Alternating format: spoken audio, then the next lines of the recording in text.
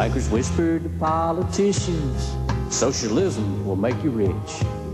60 years behind the throttle, the new world is right on track. The United Nations Army will enforce their global plan. From Roosevelt to Clinton, they're traitors every man.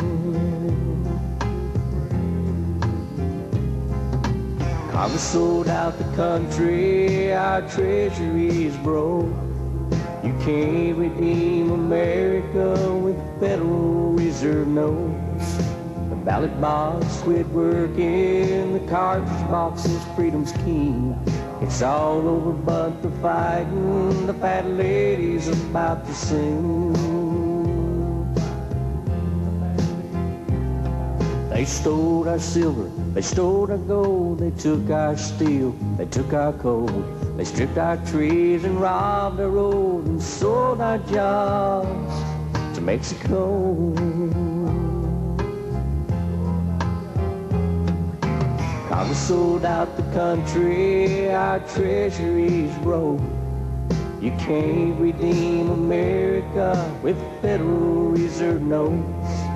The ballot box quit working, the cartridge box is freedom's key. It's all over but the fighting, the fat lady's about to sing. You can call me a right-wing wacko, I read the writings on the wall. I also read the Bible, God's hammer's about to fall. Sold out. The ballot box quit working, the fat lady's about to sing.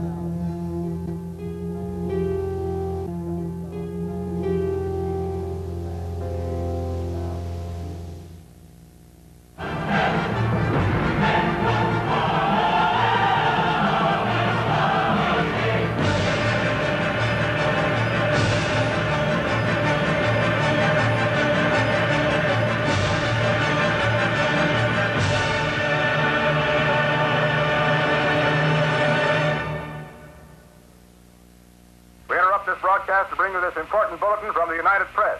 Flash, Washington. We interrupt our program to bring you a special broadcast. The German news agency... We interrupt this program to bring you a news bulletin from Washington. Special report, verdict sparks violence. National Guard... Local governments almost have to go with their hat in their hand. We don't answer to the taxpayers or to your congressman, and we don't take no from anyone. We just want to take your land. Big Bob. Now we'd like to talk about that barn you plan to build out in your backyard. We have a special building fee. Just give us 40 acres free. Because we don't answer to the taxpayers or to your congressman, and we don't take no from anyone. We just want to take your land.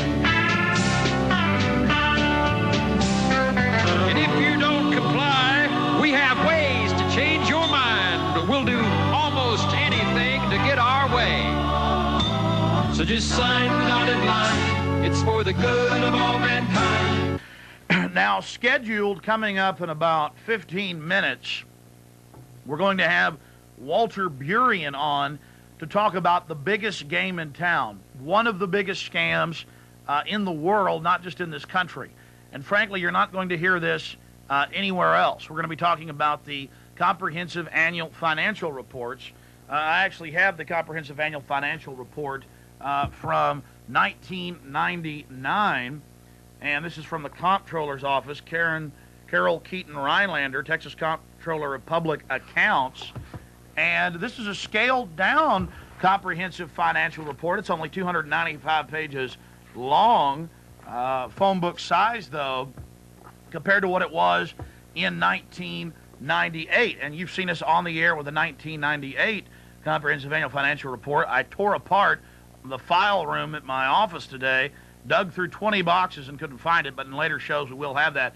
And you can go to the state free of charge and get 99, 98, 97, 96, going back 20 plus years, free of charge. They will give those to you. But never in the media, never in the press will you hear about the comprehensive annual financial report. 99's, 2000 isn't out yet, comes out a few months after the fiscal year ends, which is back in October, but it's still not out yet. They have the Capitol and the nice, fireworks going off above it. The year before that, it has the Guadalupe Mountains and cactuses and, pretty shot. No expense is spared.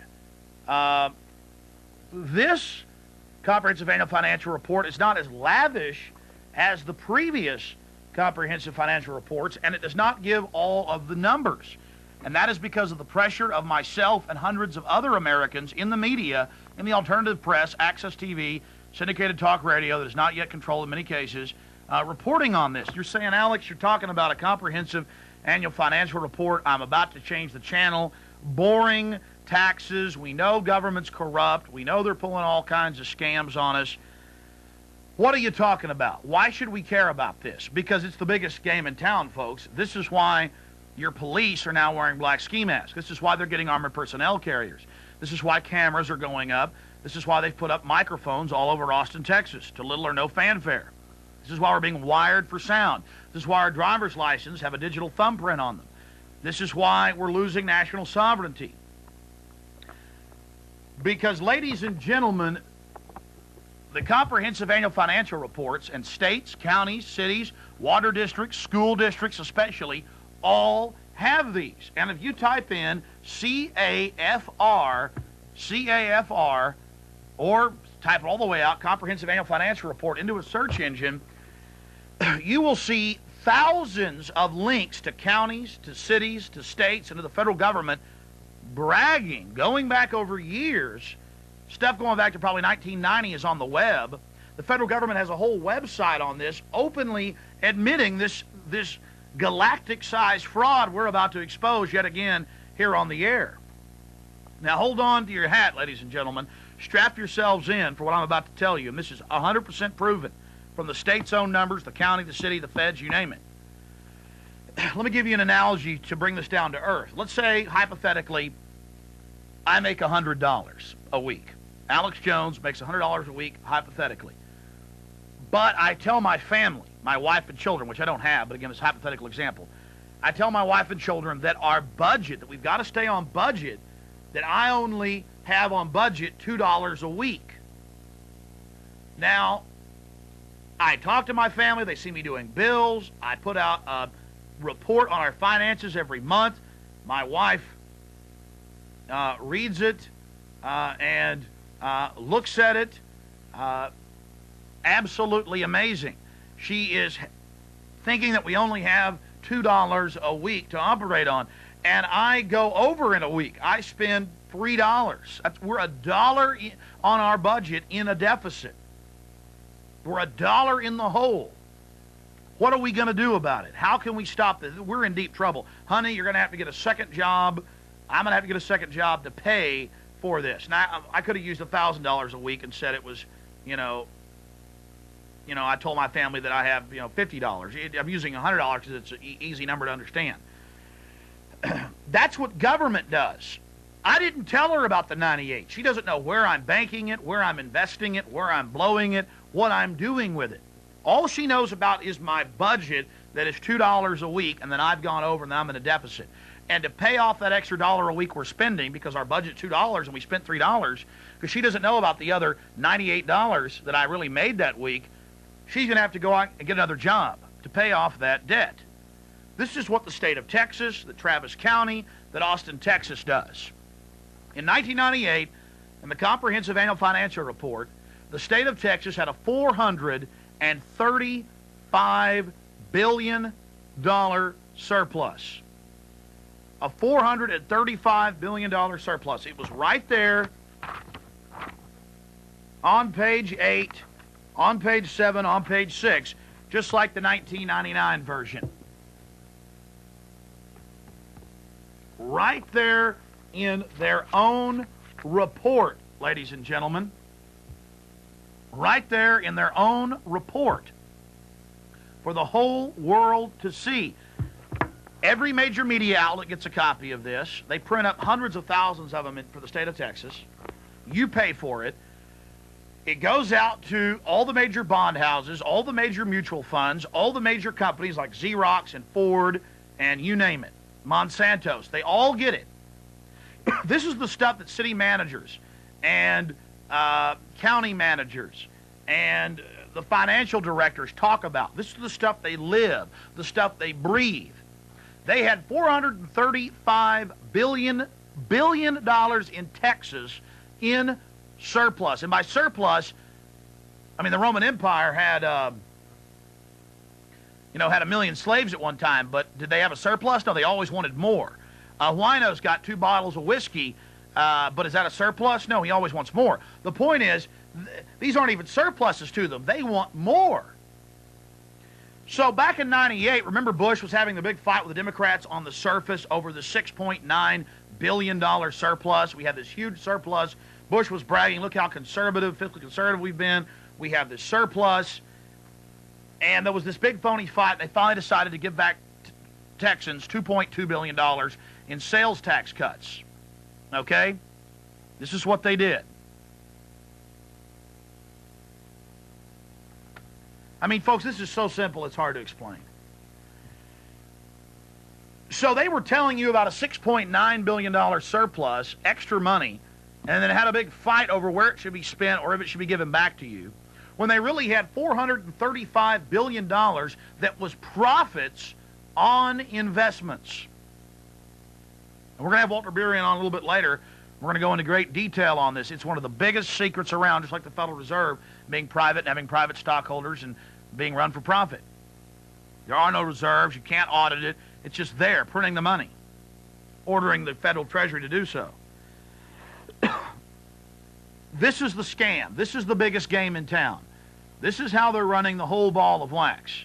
This is how they're ruling over us. And the big news is, get ready for this, that they own over half the stock market, that is state, county, city, and the federal government, that they own 70+% of Xerox, using an example, 80% plus of Ford. This is years old numbers. They own the majority of every publicly traded company of any size. They own almost all of the stock in the Dow Industrial 30, the top 30 stocks. They own most of the NASDAQ. They own a large portion of privately held companies like Dell. They own a large portion of the stock that Gates hasn't turned loose of in Microsoft, in Intel. Motorola is almost completely owned by the government. This is the definition of organized crime. But yet they sell you at the city level when the city of Austin has billions of dollars of surplus. Capital Metro does. They're pulling in billions every year. They tell you got to have a tax increase or the schools are going to close. We got to have a tax increase or the potholes won't get filled. We got to have a tax increase or there won't be emergency radios in the fire trucks and EMS, in the ambulances. A patent, erroneous lie. Now you understand why government is so-called privatizing utilities and privatizing hospitals and privatizing roads and privatizing everything. Because they already own it all. Any sector they start privatizing means they own over half of it. Like when you hear out in California the big power crunch, whether it's because of privatization. The cities and counties in the state own 80%. That was even in the Associated Press today, of those power plants. Now, wait a minute. Before so-called privatization, it was actually privately held predominantly. Up is down, down is up, black is white, white is black. I want you to think about the magnitude of this. Because when they tell you that you've got to pay more taxes because of the deficit on the budget, that's like if I made $100 a week and I told my wife, our budget is $2. And that's all she knew about. She didn't know about the other $98 I'm making a week. All she knew about was the $2. We go over that budget of $2, she's going to have to get a second job because she believes that we're in the hole. When in truth, I'm investing and saving or blowing $98 a week, and she doesn't even know about it because in the economic world today, everything is budgets. Take the federal government, $34 trillion surplus. You count state and local and water districts and schools in surpluses, that is in liquid cash each year, profit off of investments. Profit off of investments.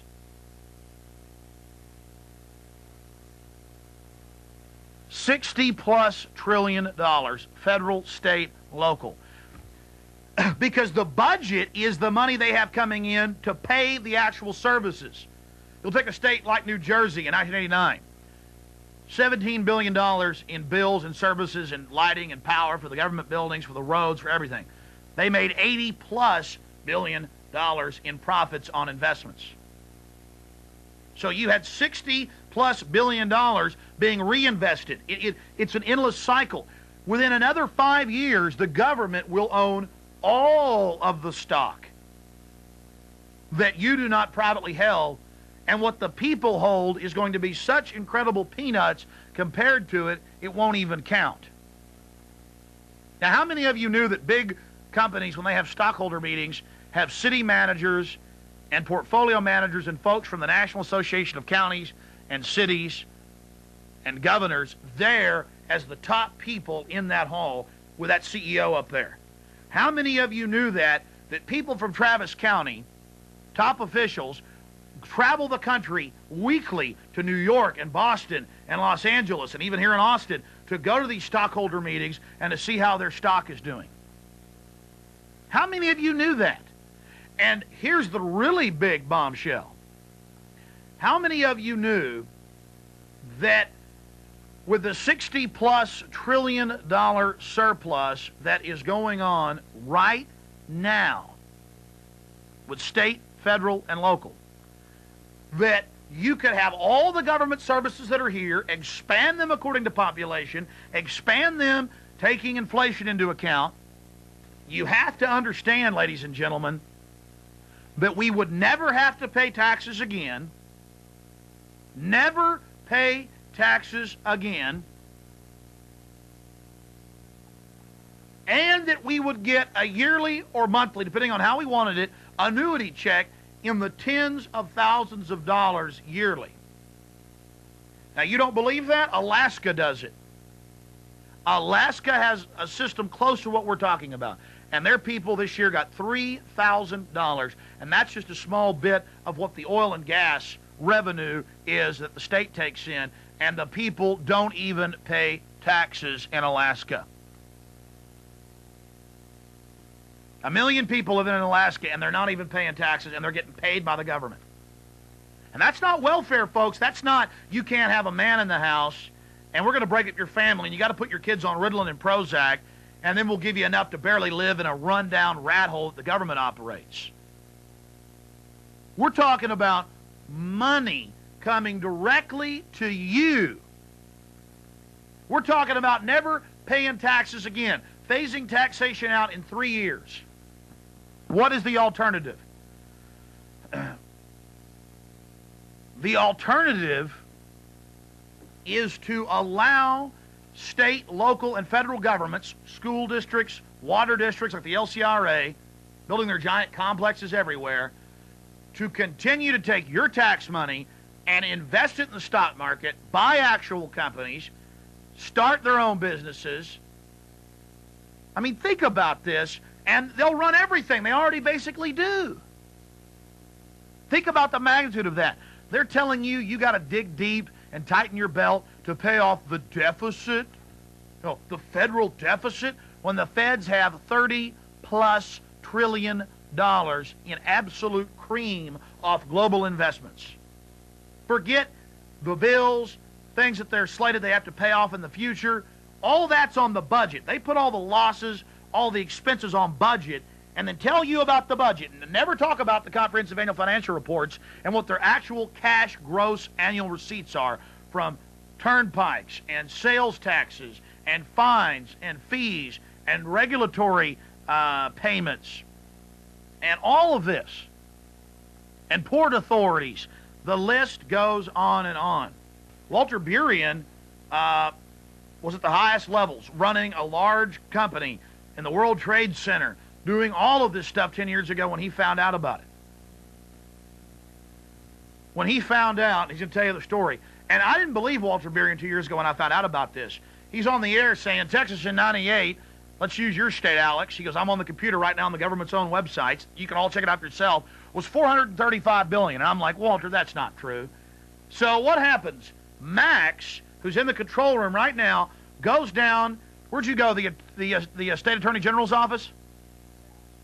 And he gets the 98 Comprehensive Annual Financial Report. This is the 99.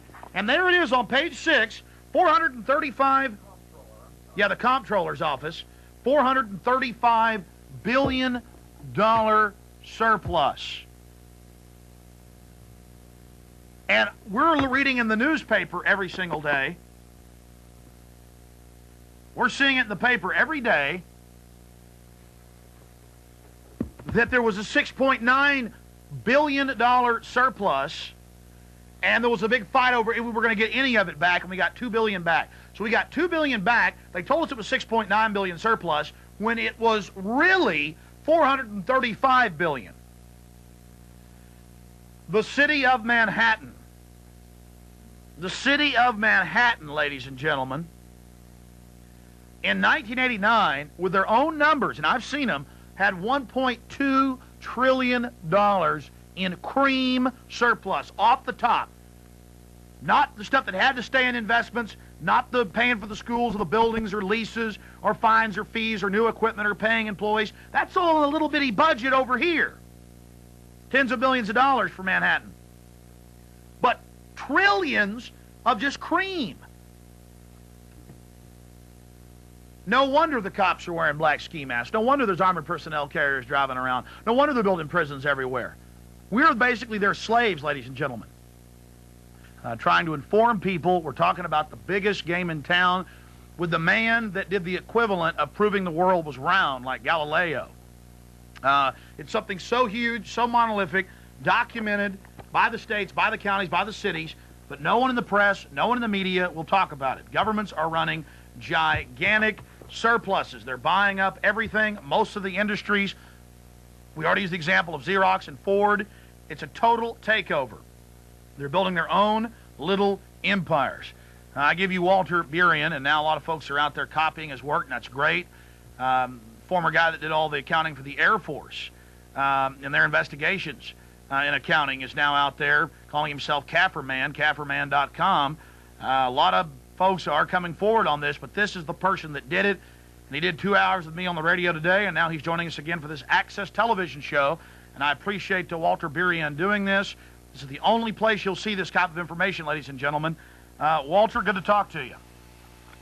Good evening, Alex. Can you hear me? Yeah. Joining us from your home out in Arizona. I want you to take a couple minutes out and just tell folks about Walter Burien, how Walter Burien found out about the biggest game in town, and who really runs this planet, and then later solutions to stop it. It's pretty exciting stuff. All right, going back about 10 years ago, I stumbled across the Comprehensive Annual Financial Report.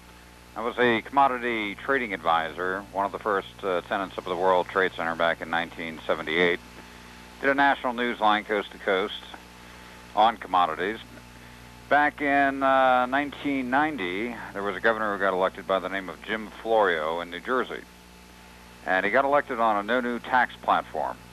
As soon as he got into office, $2.8 billion tax increase, the largest in the state's history. Well, the public was not pleased. And one of the local radio stations, 101.5 FM, two DJs, John and Ken, started doing rabble-rousing, taking calls from listeners on examples of waste and misspending.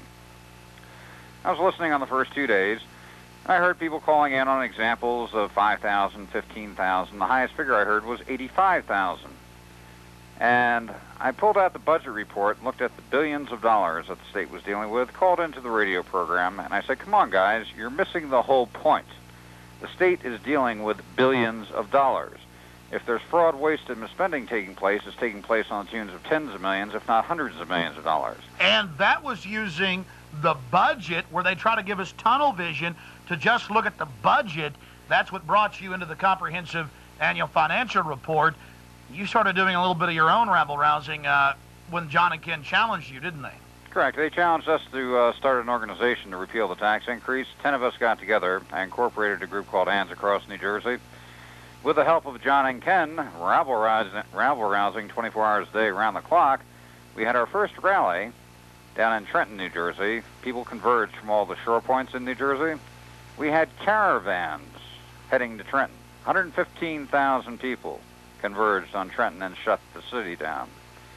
But in the interim, I said I better start looking at the revenue, budget, and finance. Being that I was a commodity trading advisor, large numbers did not bother me. $1 in a billion, it's just a number.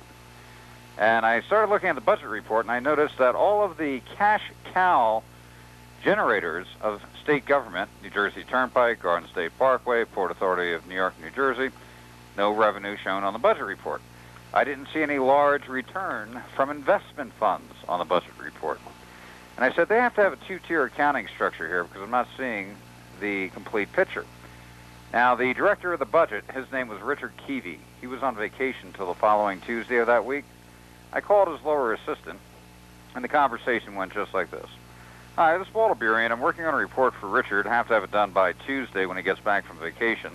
I need all the figures on the autonomous agency accounts, interest accounts, investment accounts. And he goes, oh, you want the comprehensive annual financial report. Bing, first time I heard that before. He goes, yeah, can you send me a copy? He goes, well, I don't know. You better speak to Mark, the next one down from Richard.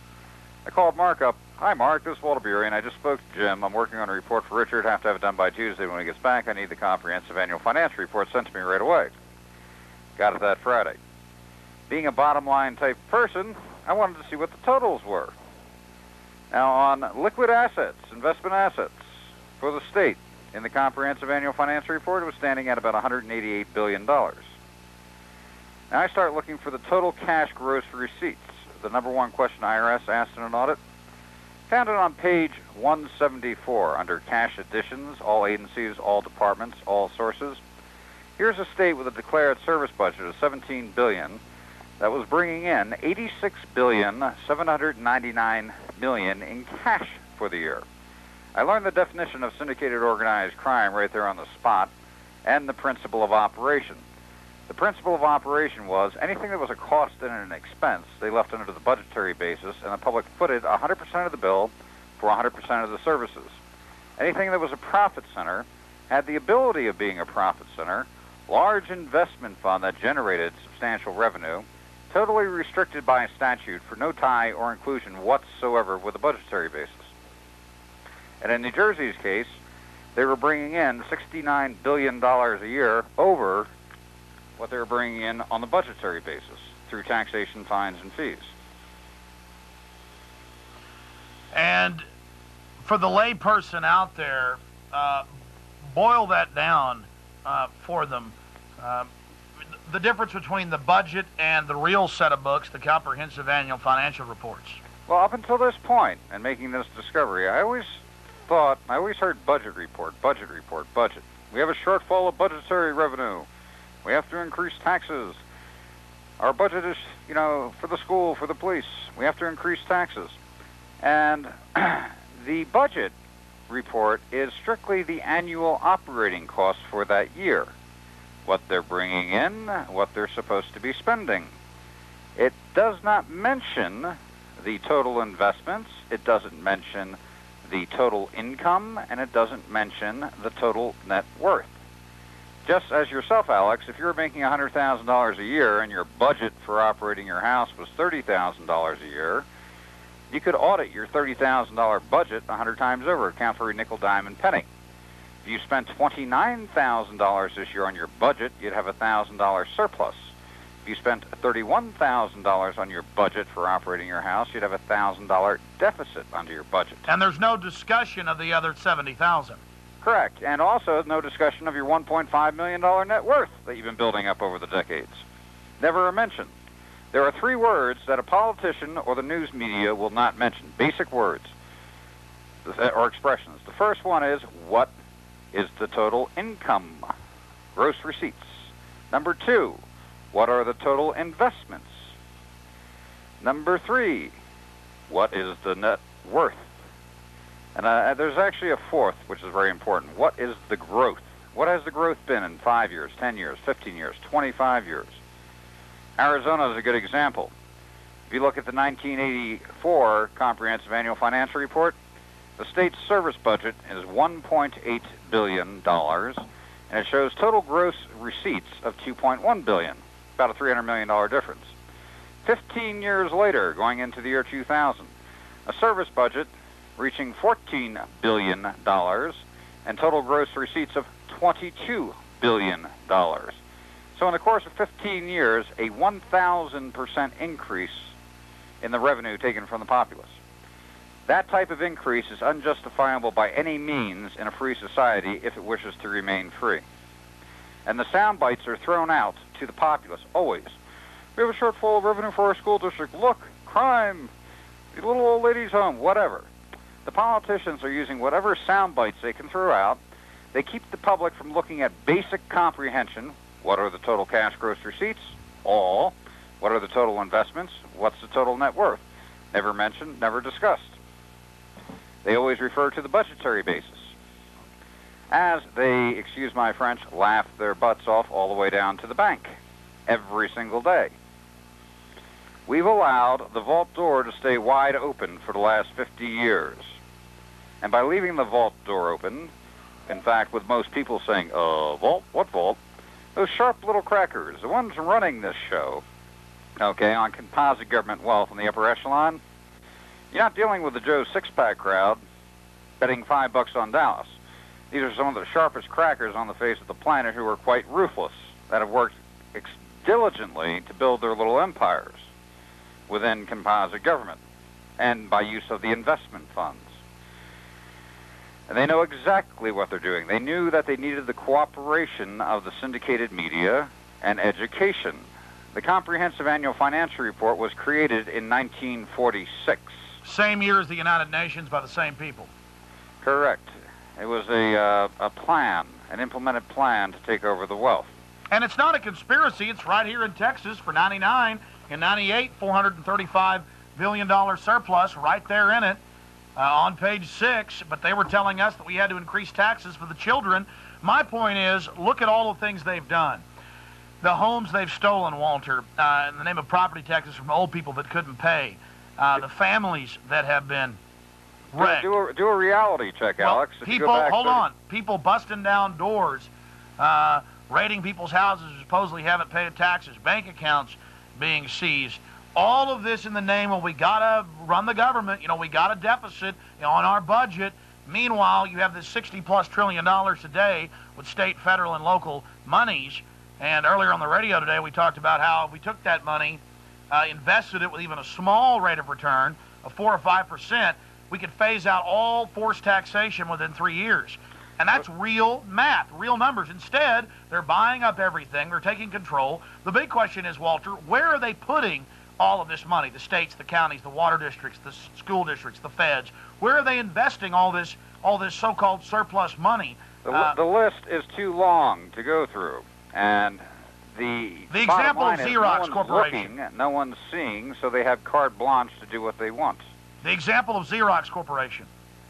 I'm going to repeat a conversation I had with a heavyweight from California about 2 weeks ago.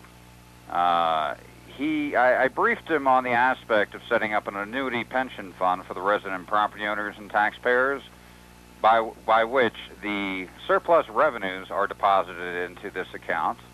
Venture and enterprise projects, which the government owns, which no way they should own, like golf courses or real estate venture projects, are sold back into the private sector, and that money is consolidated into the annuity pension fund. And where overgrowth took place, downsizing where appropriate. I gave the example of Arizona and their growth. All three areas create a phenomenal amount of revenue. And that annuity pension fund is written in stone, having the set principle of operation of supplementing that city or county's budgetary basis until canceled. In other words, you can phase out all forced taxation. And in fact, with good, prudent financial management, you'll have a surplus occur where you can issue a dividend return back to the resident property owners on top of no taxation. Now, the heavyweight said to me, he goes, Walter, that is perfect. That's what should have been done a long time ago, but it's such a massive structure. How do you ever possibly plan on implementing such a structure? My response to him was, I said, it's already been done. I said, composite government pension funds are standing at $28 trillion. They generated $4.3 trillion last year. Total taxation in this country, federal, $1.8 trillion. If you take all local taxation, about $1.6 trillion. You're standing right now at about $3.5 trillion in total forced taxation in the entire country.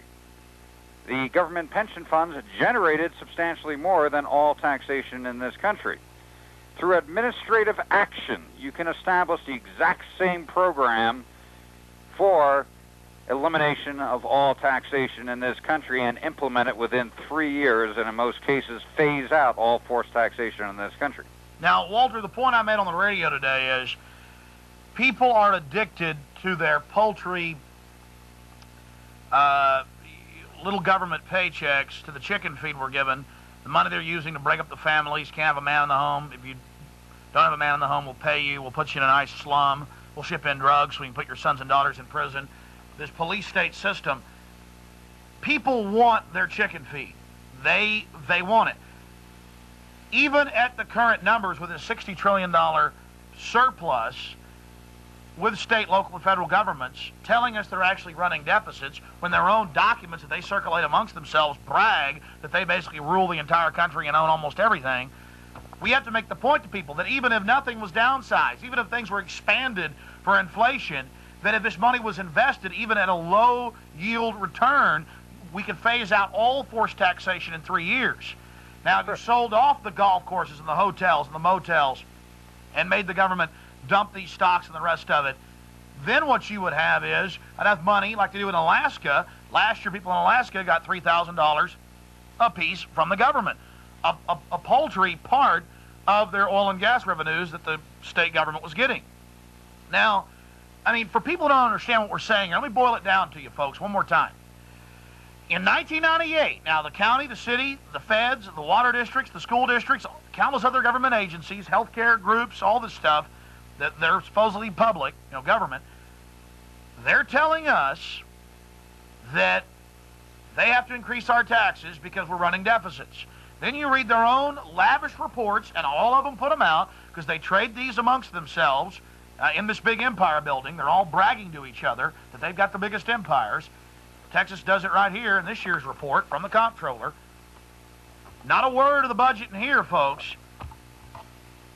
It's like me making $100 a week, but I tell my wife I make $2, and I tell her my budget is $2. She never hears about the $98.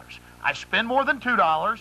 I spend $3. I say, honey, we're over budget $1. You're going to have to go get a job.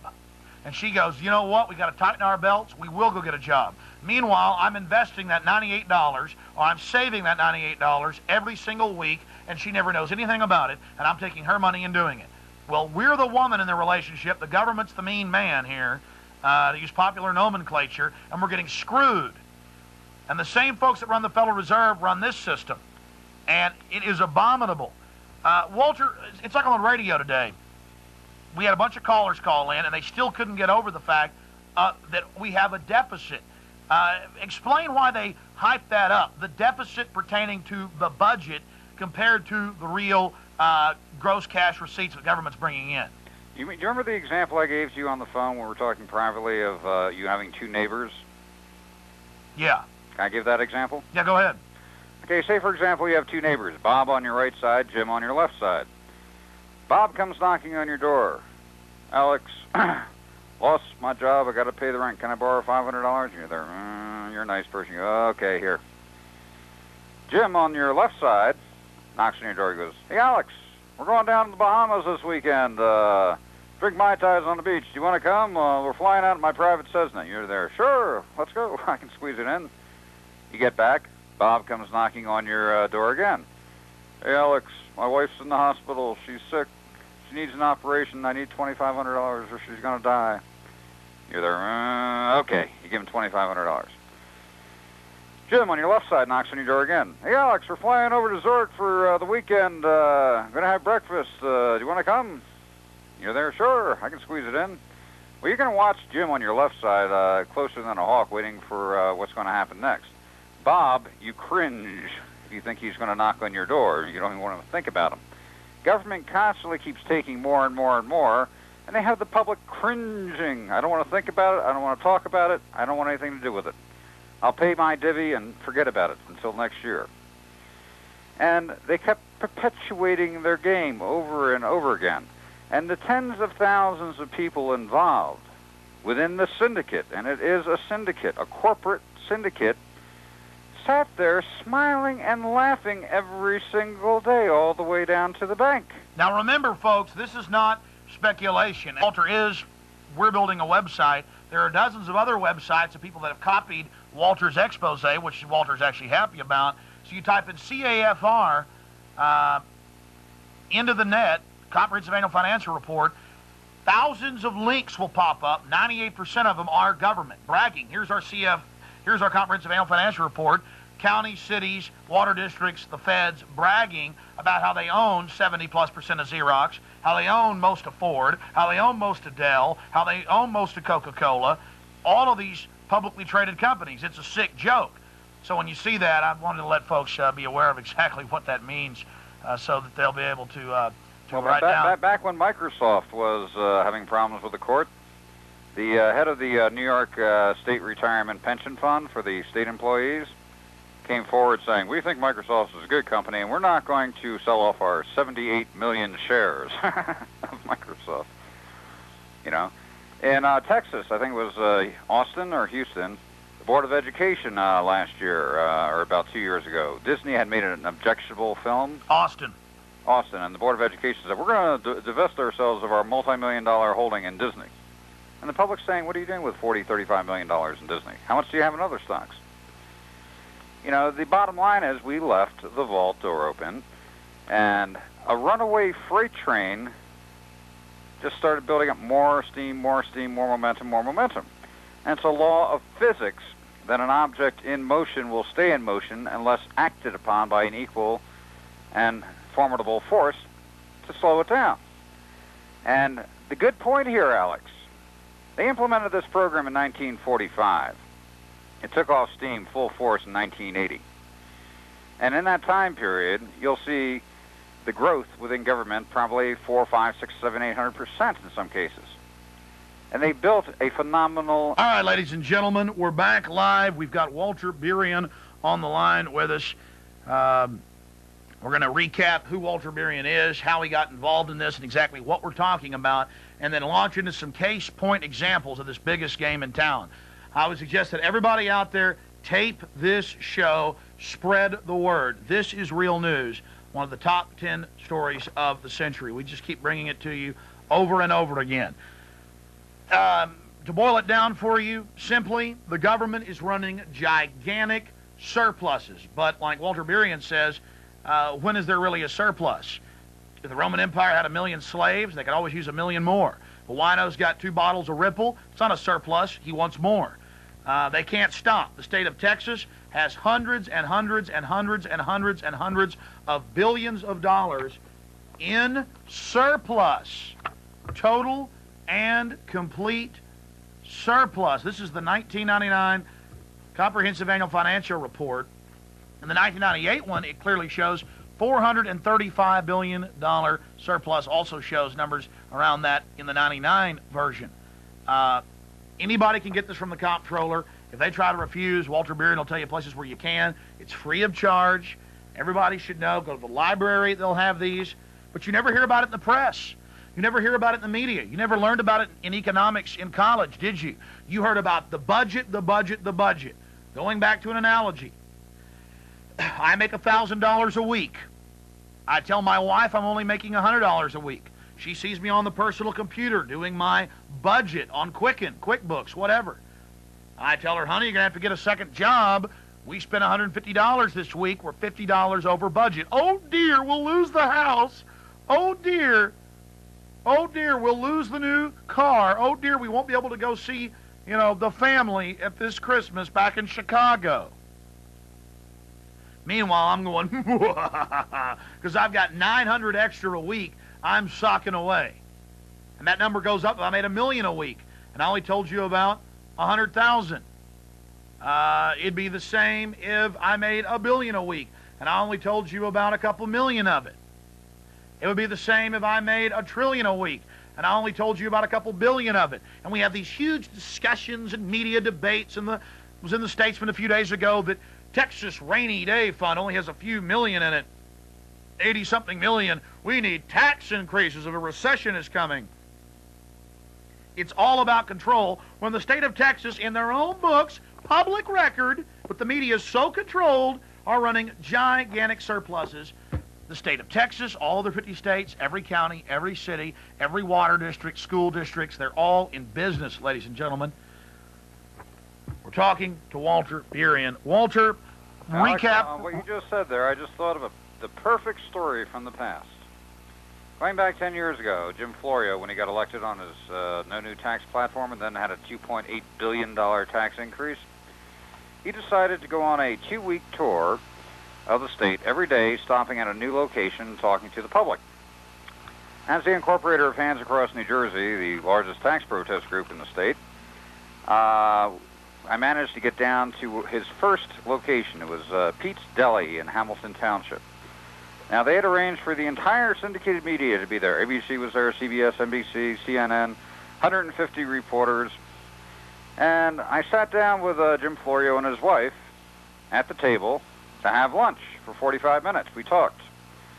Every network camera was hovered in over our heads.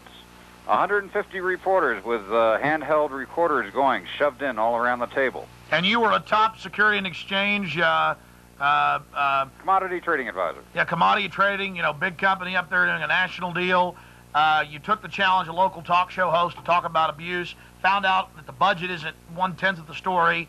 You've had this big rally, 115,000 people downtown.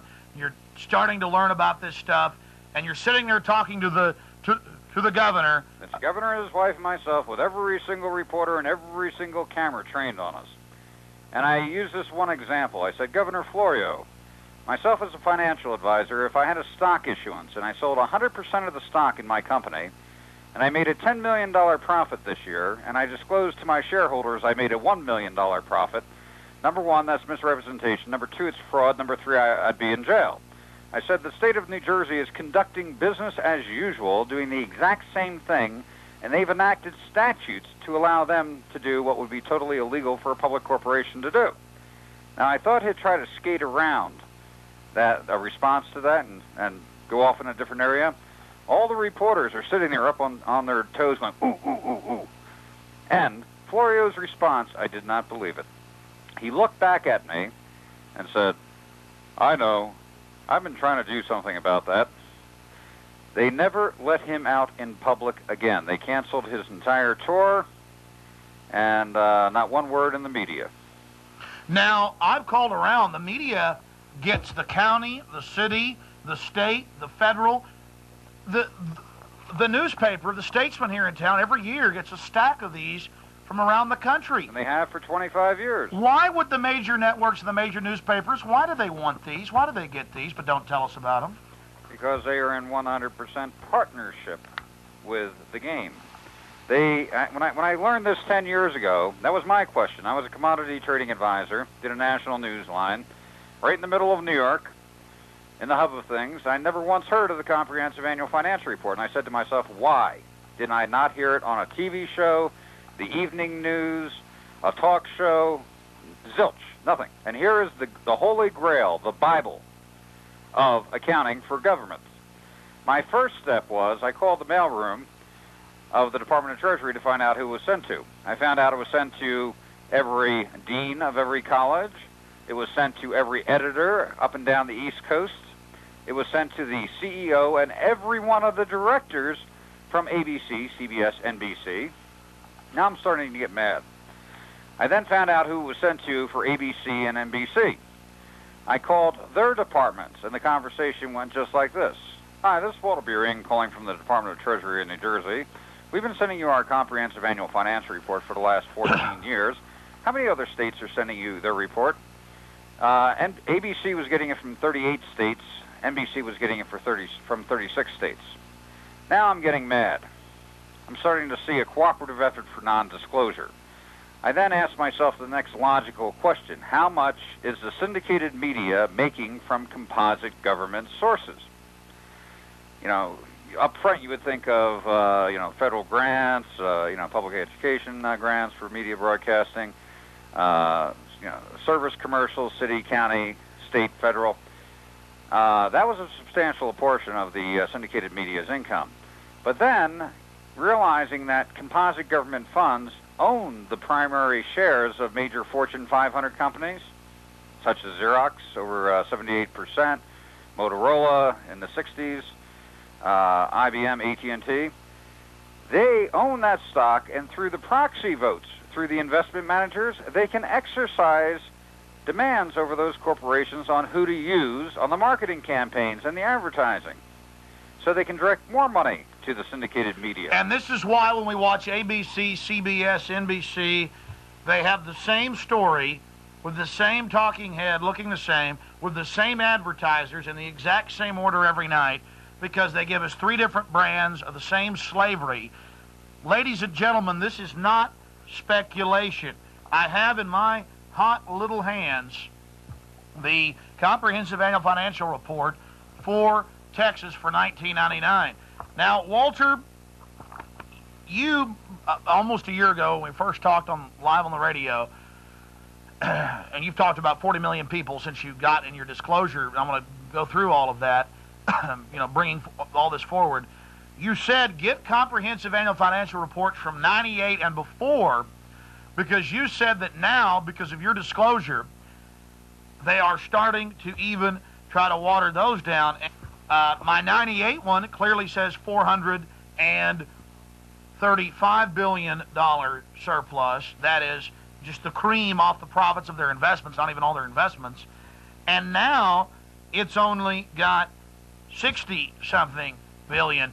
Now, I went and checked out what you said. You said it a year ago. You said it today on the radio. You said that the 99 reports that were coming out. Take a look at 96. Well, the point is, they're on to what you're doing. They're on to the fact that you're on to them, that people are waking up. How are they manipulating the reports? I mean, they say we have a little surplus now in Texas, $4 billion.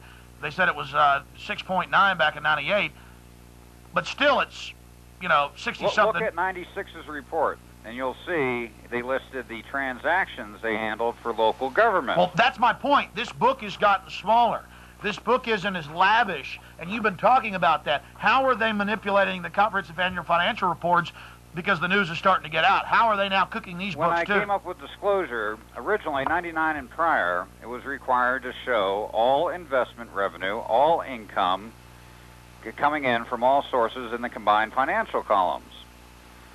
As of 99, they changed it to showing all investments revenue, all income, all revenue coming in necessary to meet obligations. There's a big difference. So that's like saying, again, back to a budgetary manipulation. I need $500 a week to run my household, so I make my budget $500 and have everybody focused on the $500 when I'm really making $2,000 a week, hypothetically, and then people get wise. My wife gets wise, and I'm really making all these thousands of dollars I'm not telling her about. So I go, it's all right, honey. Here are those books.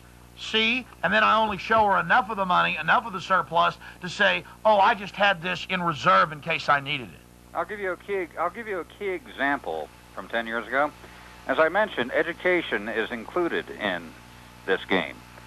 Now, in the New Jersey's Comprehensive Annual Financial Report, it showed consolidation of the state universities and colleges under one financial column. I noticed right off the bat they had $8.5 billion in liquid investment funds.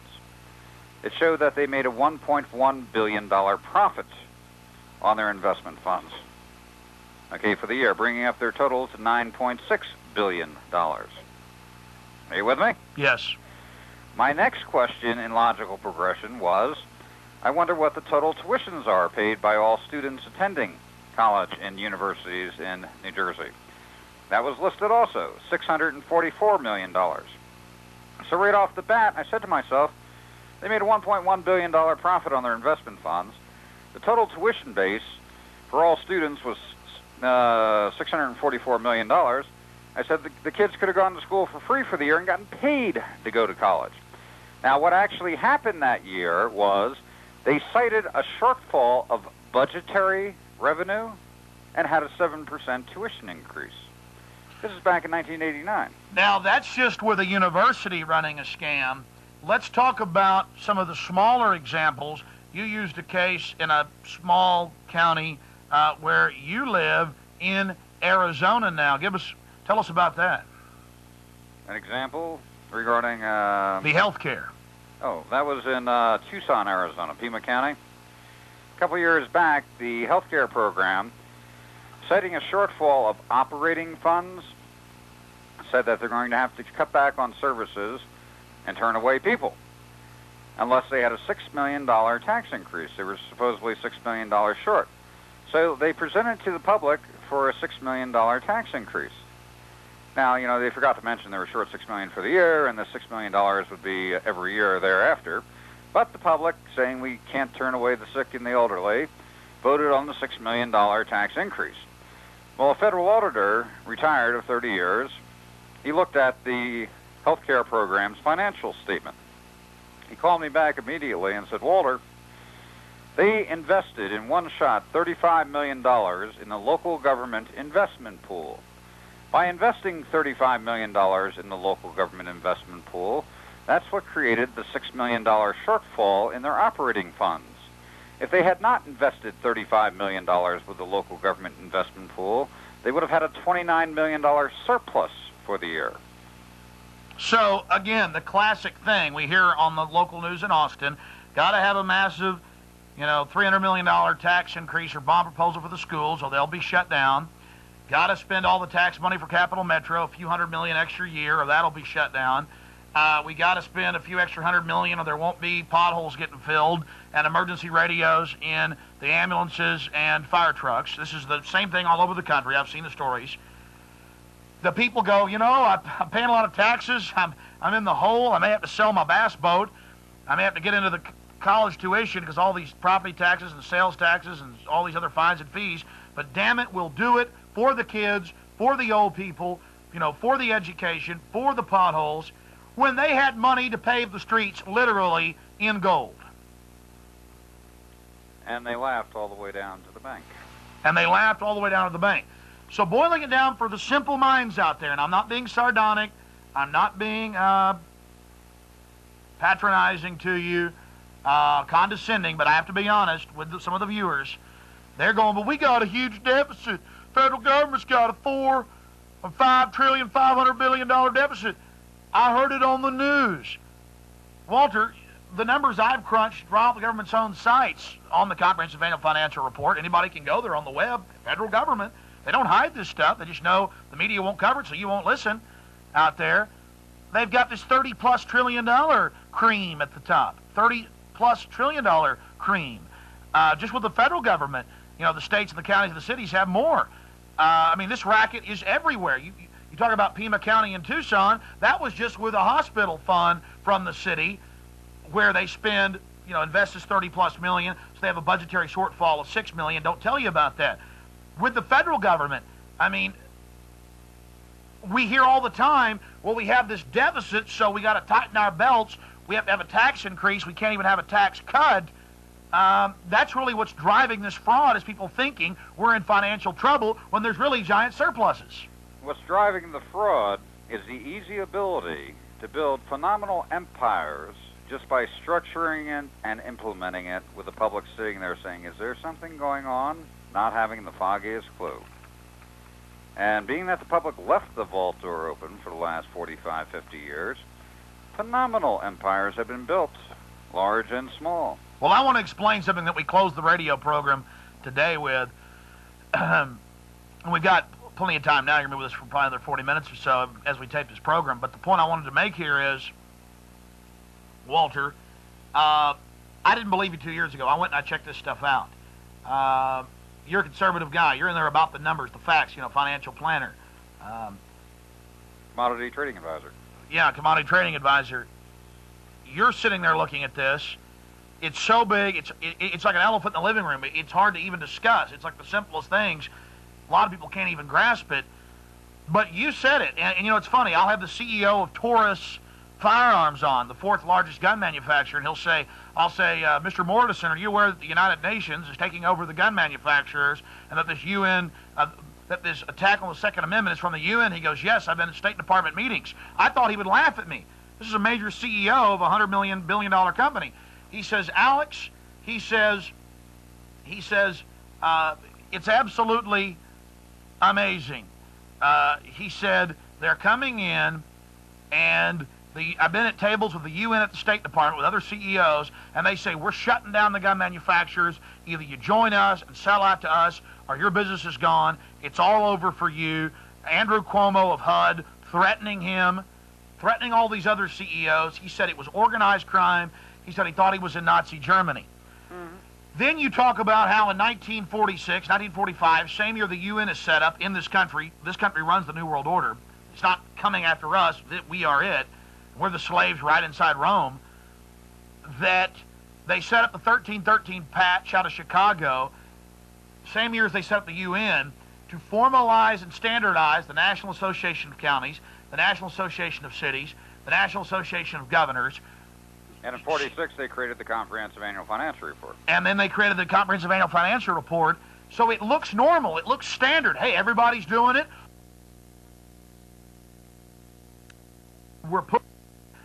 And then they go in and buy up all the corporations with our tax money and build their own empires and control it. You know, you have the communism and the socialism publicly being funded by the Rockefellers to consolidate power overseas, where they couldn't take people down, where monarchies wouldn't play ball with them. I mean, it's the same thing over and over and over and over and over and over again, and now it's all coming together. It's all coming down. You talked about how you crunched the numbers of the states with the highest tax rates, the biggest governments, the biggest surpluses, with gun laws. Tell the viewers about that. About 4 years ago, I did a little chart comparison. I looked at states with the least stringent gun laws, and I looked at the states with the most oppressive gun laws. I made a chart, least at one end, most oppressive on the other end. I then looked at the states with the most taxes, fines, and fees levied per populace, and the state with the least taxes, fines, and fees levied. Put them in order, made a chart.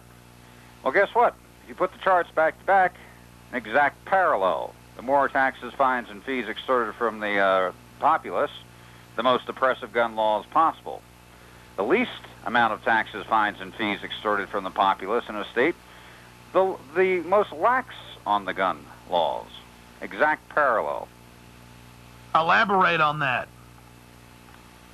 Well, if you go into a state where, like Vermont or Montana, very low taxation, least oppressive, even though they're catching up with everybody else, they had very lax gun laws. If you go into a state like New Jersey, where the public is being extorted from any which angle and shape and form from all areas of government, city, county, and state, and the police and the judicial, maximum fines, you have the most stringent gun laws possible in this country.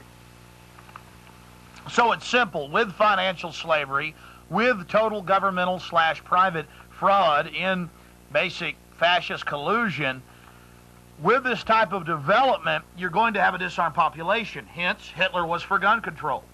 Stalin was for gun control. Mao, they disarmed the slaves. Hence, the United Nations is for gun control, because it was founded by the very banking interests that now run this nation, that run this world, openly funded by them, the same people that set up Patch 1313 in Chicago to start the National Association of Counties, the National Association of Cities, of governors, of mayors, of county commissioners, to standardize the policies. And here's a very dangerous point, Alex. Being that they have already accomplished control and ownership of the wealth of this country from the public now becomes a liability. So it is in their interest right now to eliminate a good chunk of the public. Because they now own the wealth. They control the wealth of this country. I was on some of the financial sites, Morgan Stanley, Dean Witter, and others this weekend doing research on that. And they have composite indexes on there, what the fastest growing part of the economy is. Until a month and a half ago, it was still tech stocks, the internet. Number 2 had always been prison industry. Walter, it's now number 1. They're building prisons everywhere. They're militarizing the police. If you look at the prison industry and the court system, it is the most profitable corporation in this country. The court system and the prison system generates more money than 10 of the largest Fortune 500 companies in this country. Put together. Business. And that's another public number. I mean, folks, the fact is they have convinced you that the government's in trouble, the state, the local, the water district. They need more money, they need more regulations, they need more taxes because they're bankrupt. When in truth, they own 78% of Xerox, 60% of Motorola, every major traded company, all of the Dow 30. You've looked at the Dow 30. What percentage of the Dow 30 in the aggregate do state and city and federal agencies own? You're talking, if you look on an individual basis, stock by stock, composite government wealth right now is the market. We're talking probably about in excess of 70% of the ownership is controlled by composite government funds. The public is insignificant in the marketplace. And you looked, and to use a case point example, the city of Manhattan. You've got those numbers there. I know you did today on the radio, and I, after the show, went and actually checked it out. It's right there. They brag about this. In 1989 or 1990, you looked at Manhattan, not just states with hundreds of billions. What did Manhattan have, the city of Manhattan? My progression after looking at the state of New Jersey, I looked at the state of New York. And the state of New York had approximately $535 billion. And then I got the city of Manhattan's report, which covered the boroughs, Bronx, Brooklyn, Queens, and so forth. They had $1.2 trillion, more than the entire state had on their books. And that's in cream. That's in private investments. And also, a couple of years later, Manhattan was crying poverty and had a tax increase. And then you look at the bailed out by the feds, supposedly. And you look at the so-called. Let's use another example for folks. Let's throw it all in their face. Orange County. Orange County. You had a couple of slap-happy investment managers who were playing around with derivatives and got their fingers burnt. They lost $1.3 billion of the money. Well, a county just with derivatives, the most speculatory, dangerous thing in the market, just $1.3 billion, just a county. The derivative market, as said by Alex Greenspan several months back, he said he was concerned being that the derivative market was up to $80 trillion. And the government is the primary player in the derivative market. But Orange County attracted all of this attention. Now, one person happened to stumble across Orange County's comprehensive annual financial report. And he looked and he saw that they had $16 billion in profitable investments. They were only talking about their losing transaction. But they couldn't control the media on that. It was out for a while that they lost $1.3 billion in a very speculative area of the market. But they had to have a tax increase, almost went bankrupt, so the people had to pay more, almost like that was done on purpose when they really had tens of billions of extra that was profitable in the market. There's an economist by the name, and he owns a bank, Anthony Hargis, out in California. He looks at comprehensive annual financial reports, determines that local government's cash position, and determines how long could they operate existing from their existing cash without charging one nickel in taxes, fines, or fees. Now, in Orange County's case, when they were crying bankruptcy, they could have gone on for another 11.9 years, performing the exact same services without taxing one nickel before they ran out of cash. And that's not taking into account if they invested the tens of billions of surplus dollars in that one county and then took the surplus of that and reinvested it. And if they didn't do that, they could have taken it and paid dividends, that's checks, to the property owners. Well, the bottom line, to cut to the chase, is if the public at this point in time unifies with basic comprehension, if you capture 10% of the population with basic comprehension, you can administratively restructure government at this point in time to phase out all forced taxation in this country. Well, Walter, I want to stop you. I want to get to that a little bit later because for people that have just joined us, the audience gets much larger as the show progresses over 2.5 hours. I want to recap who you are, what we're talking about, what's happening, and why this is so important. Folks, I know when you hear about budget or money or taxes, you tune out, you're sick of it. It's been designed that way.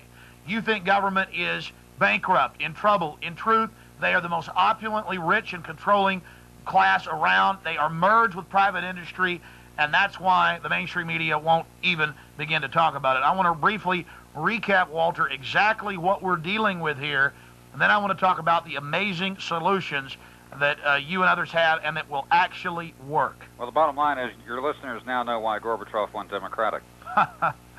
People think they're free and put a lot more weight on their back. More money, more control. And you talked about if the American people were a gerbil, what are we doing right now? I always used to give the expression, the way the system works is they keep the chipmunk running on the treadmill, chasing the carrot. As through trickle-down economics, they provide just enough revenue to keep the chipmunk running at optimum proficiency as they tap off 80% of the energy produced. And I also had my own little analogy, and I think I'm going to put an editorial on the website or maybe make T-shirts up of it, talking about the massive government, how big it is, what it controls, 70% of the market, 70% of the companies. Not to mention, just one quick notation. I noticed 45% of the revenue is invested internationally. They get some of their best rates of return on the international companies. I went shopping for Christmas. Every item I picked up said made in China. You now know the reason for NAFTA, GATT, the whole 9 yards. The government funds are investing with the international corporations, producing the product at 10 cents on the dollar and selling it back at 40 cents on the dollar here in the States, accentuating their profits. And we're talking about water districts, counties, cities, the states, the feds, Texas with a $435 billion surplus every year that keeps getting invested into the trillions, and they're telling you that they're broke, ladies and gentlemen. Walter, talk about how China and its 1.25 billion slaves fits into all of this. China? You were talking about the investments over there through the companies owned by the government. I'm breaking it down. I just saw the composite government funds in their notes section. They usually authorize about 10% of the revenue invested with a group called the Asian Development Authority and 10% of the revenue invested with the African Development Authority. And if you look at a comprehensive annual financial report, especially on one of the investment pools or one of the large government pension funds, it breaks down exactly where the money is invested, who's holding what, and the dollar amount. Everyone should get a copy of their state retirement fund for the state employees. It breaks down where the money is invested. And they'll see the majority in international stocks versus U.S. stocks at this point in time. The growth factor is more for international. In fact, a lot of retirees and folks out there saying, hey, leave it alone. The system may be corrupt, but it's my pension. Explain that you have giant surpluses out of the pensions that are being invested that they'll never see.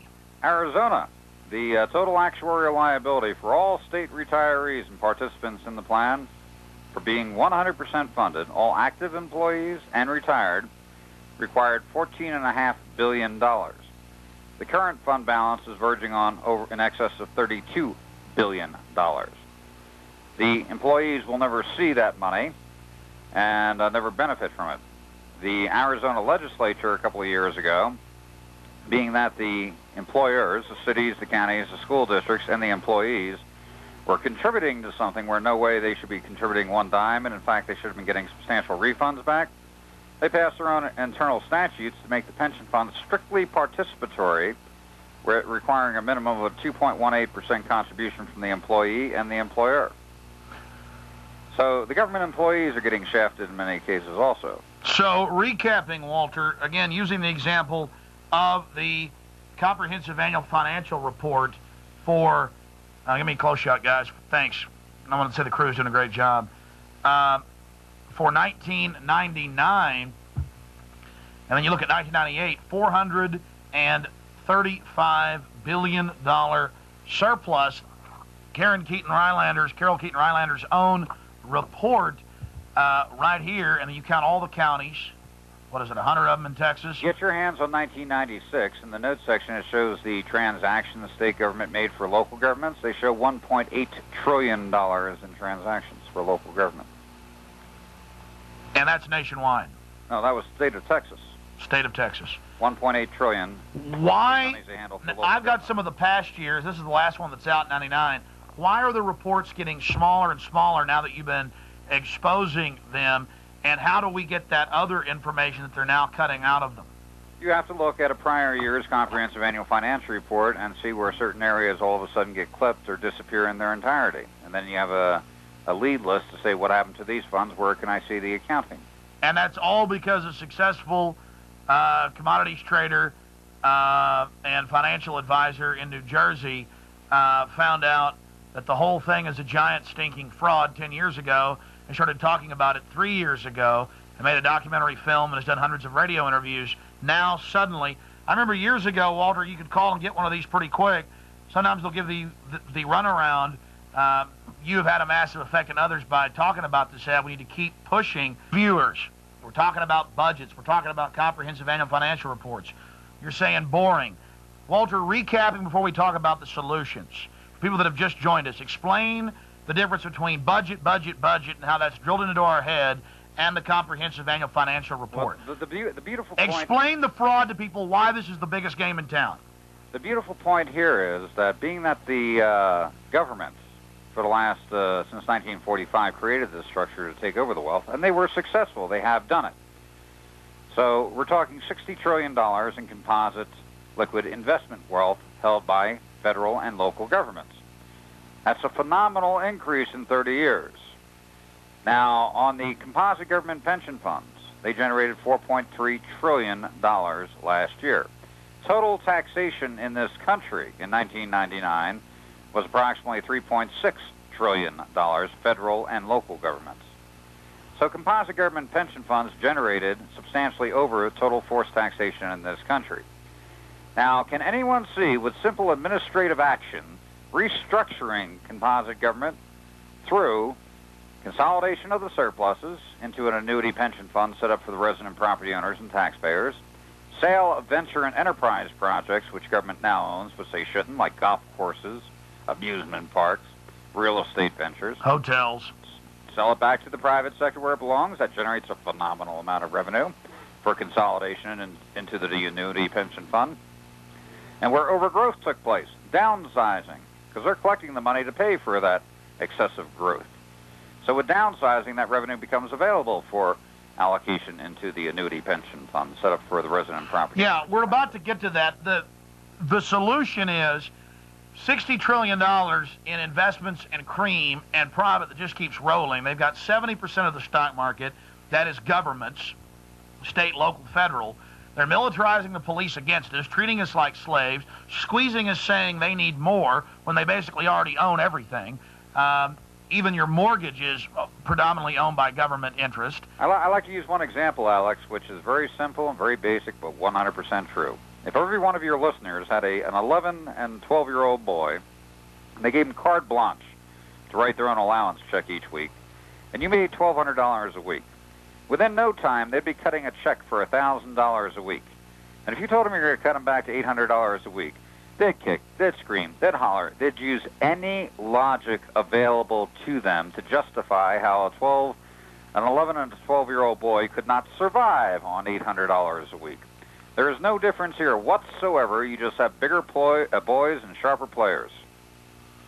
But recapping for those that are just joining us, and I know you've gone over this 1,000 times, Walter, the difference between the budget that we always hear about in the press and this big secret, the comprehensive annual financial report that all the media and everybody else, the corporations, know full well about because the government is their owners. Well, the bottom line is the budget is strictly annual operating expenses, what they're going to spend for the year and what they're going to bring in for the year. So all of the losses are there. The expenses for operating government and what they're going to tally and tax the public to perform these functions. And people think that the budget is the whole financial universe of government and private industry, but in truth, it is the Comprehensive Annual Financial Report. Isn't the second set of books, it is the books. Correct. The Comprehensive Annual Financial Report will show the budget. They call it the General Purpose Fund. And it'll show everything else, all other income, the investments that have built up over decades and decades, the net worth of that government. You know, if you lost your job today, Alex, okay, how are you going to pay for your budget, for your house? Well, I'd have to work for another radio network. No, you couldn't get a job. You were disabled. If you had an investment fund, say built up over the last 20 years, equal to $1 million. Well, see, I'm not like the government and these private corporations that work together. I'm not out there with cops squeezing people for money and taxing the daylights out of folks and all of this. I don't have any money. I did a little logistical survey, even in my own hometown here in Prescott. I looked at taxes, fines, and fees levied against the public in traffic fines via population 20 years ago versus today. 600% increase per population. It's a revenue-generating venture. I mean, if you could pull people over and clip them for $100 any day of the week, you become a millionaire overnight, correct, Alex? Yeah. And you hire the cop. Well, hold on. You hire the cop. Now they're only hiring cops with low IQs. That's even been in the news. You hire a cop that'll go out. You pay 30-something grand a year. He generates you $1 million. And you just expand and hire more cops. You got the people begging for more cops for some reason when we got more than we ever needed. The number of cops has doubled in the last 8 years. The number of prisons has doubled. The prison population has doubled. People are still begging for more, begging for more, begging for more. Government owns everything. They're expanding. I go back to, you now know why Gorbachev went Democratic. Talking about these empires, these water districts, these city councils, these county commissioners, how do the politicians and the minions running these little empires, how do they themselves profit out of this scam? I'll give you an example from Arizona, Yavapai County. There was a board of supervisor, a guy by the name of Feldmeyer, came into office about 9 years ago with a disclosed net worth of about $85,000. He's currently up to over $8 million 10 years later. He made most of his money on land transactions. His latest venture, he bought about 1,600 acres in Prescott Valley. After he buys the property, it was a ranch land with one access road on one side, another access road on the other side, but nothing connecting. And 1 year later, the most beautiful access road goes right through the property. Now, the county fairgrounds and racetrack, which was built 100 years ago, which was too small to handle the need for services, they had to move. Guess where they're going to move? Right next door to his property. Guess what's going up on his property? To the new golf course and condominium complex. Where's the money coming from? The county bank, run by the boys. They'll pull out $5 to $7 million on that venture alone. And that's just one little county out of hundreds of counties in this country. And there were a lot of people complaining about him, so there were two groups that started a recall petition against him. And they were the regular, public tax protest groups, and they were slowly getting signatures for a recall. He gets his best friends to start a third recall petition against himself. They immediately get all the signatures required, being that they're well networked, and complete the signature requirement. And then they go to the Superior Court judge, his best friend. I'm an elected official. I can't have 3 recall petitions against me at the same time. You're going to have to invalidate 2 of them. Guess which 2 they invalidated? The citizens' recall petition. The third one started off by his friends. Guess what happened to that? Got dropped. Dropped, correct. The game is absolute, and we're talking millions of dollars. It's not the Joe's six-pack crowd betting $5 on the football game, who's going to win on Dallas. These guys have worked hard to build their little empires.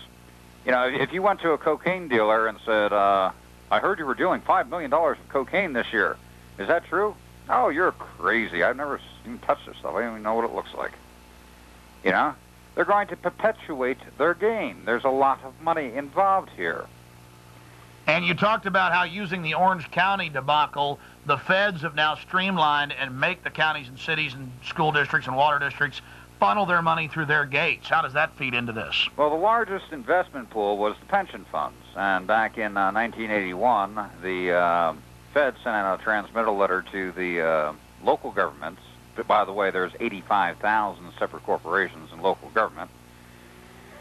They sent out a transmittal letter saying, you in local government have very odd and peculiar rules regarding the management of your pension funds, which keep you restrictive from using such trading vehicles such as derivatives, options, advanced forward currency transactions, puts, calls. This costs you billions of dollars each year. CalPERS, which did very well for the California pension funds, have reorganized under a national program, which we recommend you participate with. Under this program, you will not be restricted to not using derivatives, futures, calls, puts, and options, and thus you can benefit. So in 1981, they created the Mega Market Makers accounts through consolidation of the government pension funds. If you look at the exponential growth in the Dow from 1981 forward, you now know why. Composite government was securing their open interest and takeover of the marketplace, and now they're working on the international marketplace. How does the United Nations fit into this with the desertification treaty that the Republicans accidentally passed after Clinton signed it? They didn't mean to give the United Nations 70%. Let's go back. They gave them 70% of the control over 70% of the land in our country, 100% of it. That's public record now, folks. October 18th, 2000 passed. I thought it was bad 4 years ago, the UN taking over the national parks and monuments. How does the United Nations fit into this? Because the same big bankers that set up the UN are now giving it control over our country. Why is that happening? Let's go back to 1945. There was two pesky little documents that existed in the United States which protected the populace. We had the Bill of Rights and the Constitution. This kept the powermongers from having absolute control over the people. Well, let's create the United Nations, 1945. Corporate headquarters, New York. Let's pay 65% of the dues for all of the member nations so that they will participate so we can give some kind of validity to this organization. We don't care if we give them a loan and they default on it after they pay their dues. The IMF will pick up the tab. So here we have the United States boys creating the UN.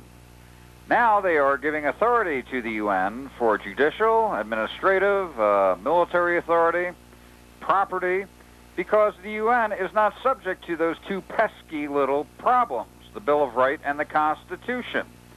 Thus, the boys controlling the show now have a vehicle they can use, the UN, to control the populace of the United States that is exempt from constitutional law and the Bill of Rights. And on the screen, we're going to put up Infowars.com that has the desertification treaty and other details and links directly to Congress at Infowars.com for folks to check that out. And I am building a site with Walter Burian's information on Infowars.com about the comprehensive annual financial reports, and that will be up sometime next week. And if you just type in CAFR, CAFR, into a search engine, you'll get thousands of links to government websites bragging about how much money they have and how much stocks and bonds and how many companies they own. It is empire building. Keep in mind, Alex, they have perpetuated this empire and they are growing unabated. They have accomplished their objective, the complete financial takeover of the wealth of this country. All right, recapping. The public continues to fund it. Recapping, Walter, microcosm, there's counties, cities, states, the feds, cappers. They only tell us about the budget in Texas. Oh, we had a $4 billion surplus in 99. We had a $6.9 billion surplus in 98. We have this big phony political fight between the Republicans and the Democrats, the same people at the top, the same committee people, fighting over how much of that. Hold on. $1 billion surplus going into the year 2004. Yeah, fighting over how much of a surplus we'll have, how much they'll give us back in tax cuts, when really in 98 they had $435 billion. The point is, they don't need more money, they don't need more taxes. Taxes could be completely phased out. Now, Walter Burian, give us the solutions of how this problem could be fixed here in the next 10 minutes. Well, as I mentioned, I talked to a heavyweight in California and briefed him on the proposal of setting up an annuity pension fund for the resident property owners and taxpayers on a city level, county level, and state level, whereby the surplus revenues are deposited into. The venture and enterprise projects, which no way government should be owning, are sold back into the private sector, golf courses, the whole nine yards, phenomenal assets, which they should not be owning, and where overgrowth took place, downsizing. I gave the example of Arizona, 1,000% increase in 15 years in revenue taken. With those three areas, you create a phenomenal investment pool of funds under this annuity pension fund for the resident property owners and taxpayers. It is written in stone that the principle of operation of this fund, and you get together with a few financial planners and some of the top investment banking groups to write a prospectus for that city, county, or state, having a guideline for phasing out all forced taxation and having the local government operate from that fund, okay? You have the ability of phasing out all taxation in that city, county, or state, and under good, prudent financial management, providing a surplus there whereby the local residents and property owners get a dividend return on top of no forced taxation. It can be done all across the country. What is required at this time is to get a model up on the playing field. Target one city, one county. County would be better, because if you pass it on the county level, every city within that county becomes subject to following the principle of operation of the restructuring under the authority of the will of the public. Now, Walter... And he said, this is a massive structure, Walter. How can you possibly implement it? It would take so much time. And my response was, it's already been done. Now, Walter... The government pension funds generated $4.3 trillion last year. That's more than all forced taxation in the country. Now, Walter, before we get back into the solution, I want to remind people of the fact that not everyone in government is even aware of this. In a county, in a city, at the lower level, who are the players that have to be aware of the full nature of the constructive fraud of this organized crime syndicate? Your city manager is going to be aware. The treasurer of a state will be aware. The auditor general of the state will be aware. The investment banking groups, they're quite aware of the resources. They're constantly bidding to get the money to manage. The best place to look is the Auditor General's office. He gets copies of every single report submitted by local government. So if the city of Austin is refusing to give locals a copy of their comprehensive annual financial report saying, what is that? I don't know what that is. I never heard of those. Yeah, you can call the Auditor General's office and they'll say, well, I'll use an example. I'm making up a name here, but Jim Miller produces this for the CPA firm of Smith, and Barney, and their address is, and their telephone number is, and they've prepared the report for the city of Austin for the last 5 years. And I know exactly who prepares it, where to get a copy, and when you go back to your city and they play dumb, being that you said that, a year and a half ago, I got a call from someone in Pennsylvania. They said, I just spoke to my congressman. I'm good friends with him, and he never heard of this before, but he's going to look into it. And he said he will definitely take some action on this issue as soon as he finds out about it. And, I kind of smiled, and I said, I'm going to put you through on a conference call. I called the mailroom from the Department of Treasury in Pennsylvania that put out the report. And I just basically said, this congressman, it was like about a 4 or 5 term congressman.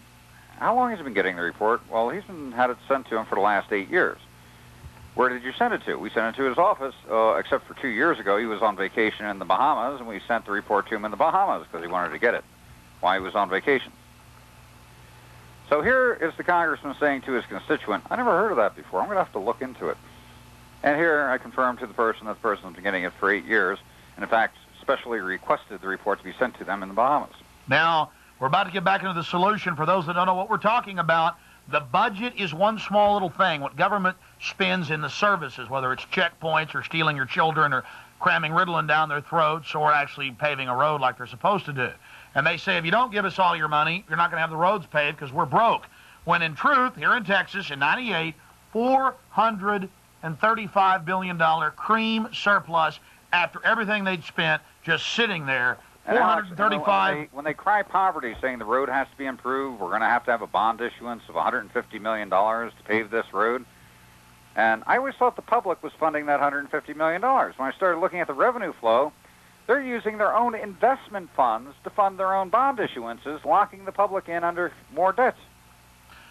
Now, Walter, getting back into solutions, if we had people that could take over a county, and let's say a smaller county that only had, 200 million, 100 million in surplus and investments, How would it work? How would people do it? I mean, if you walked around and gave out prospectuses and showed folks, hey, this is the county's real surplus, let's vote in good people, let's get those fraudulent voting machines out of there with our county clerk here in Austin, who's been caught several times doing it, Benedict Dubois, let's get control of the county. How do you, because the people need to know this is real. They're taking the money for themselves. How do we get the forced taxation phased out and get dividends, checks every month sent to the people with this tens of trillions of dollars they have in surplus? Let's use a county that has $100 million in surpluses.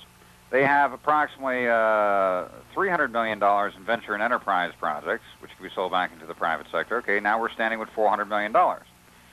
Composite government pension funds, Washington did 23% last year, Oregon 22%. We're talking on about $50, $60 billion. So let's say a nice average rate of return of 15%, conservative figure.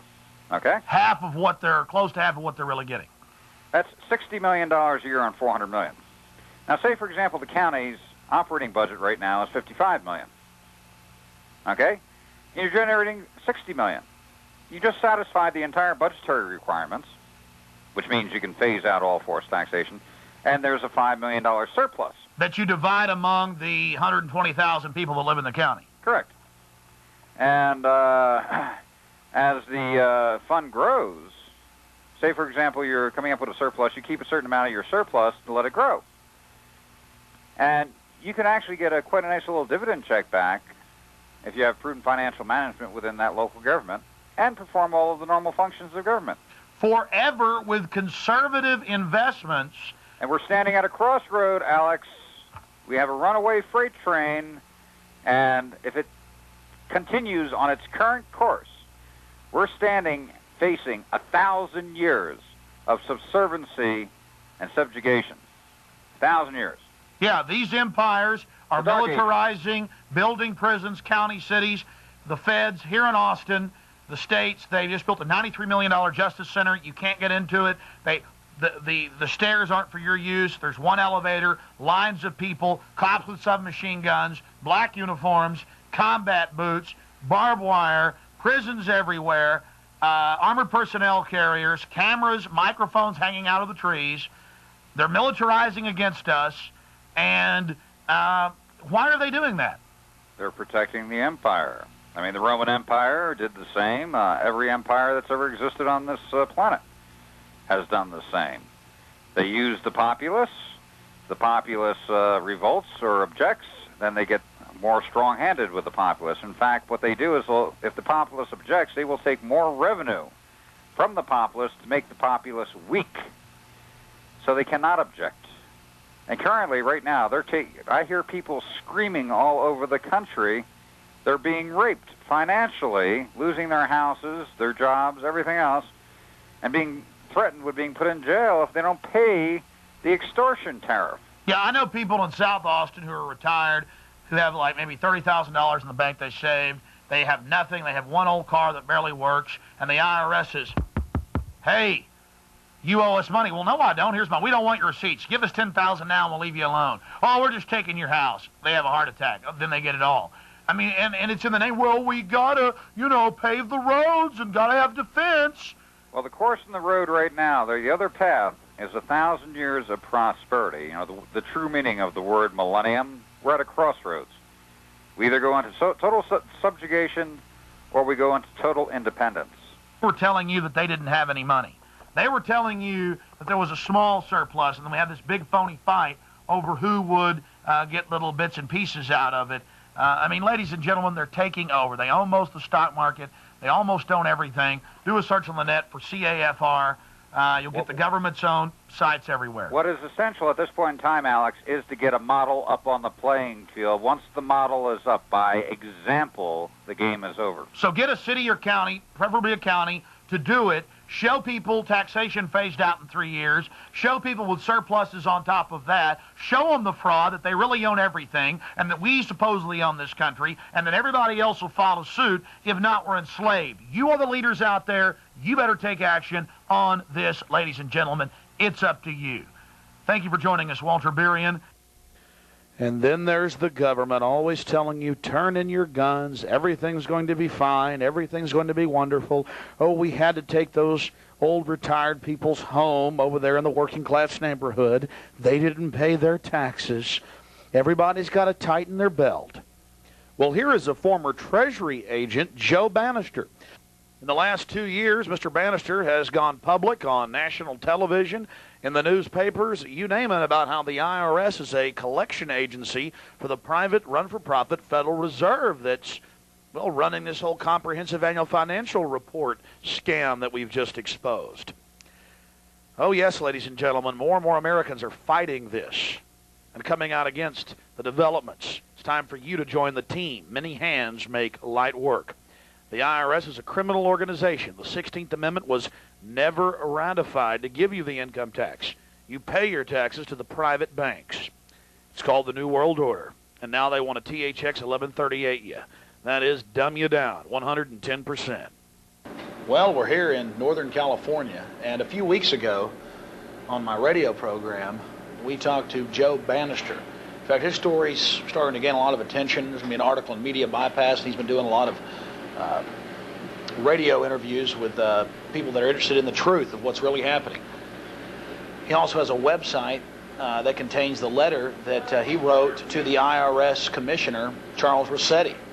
And again, his name is Joe Bannister, and he was a special Treasury agent assigned to the IRS to investigate people that were filing fraudulent tax returns or simply hiding assets. And thanks a lot for spending some time with us, Mr. Bannister. God bless. Thanks, Alex. Basically, just start out and tell us a little bit about yourself and how you stumbled upon the truth. Well, I started out as a CPA. I worked in public accounting, and I decided that I wanted a little more excitement, and decided to become a law enforcement officer in the federal government. Yeah. Well, the Internal Revenue Service is his job is to collect income taxes and some excise taxes. And the Criminal Investigation Division, of which I was a part, investigates criminal violations of those tax laws. And when did you start to, well, tell us how it all began. What made you first want to investigate the Internal Revenue Code yourself and not just take the manuals and the codes that you used when investigating tax evaders?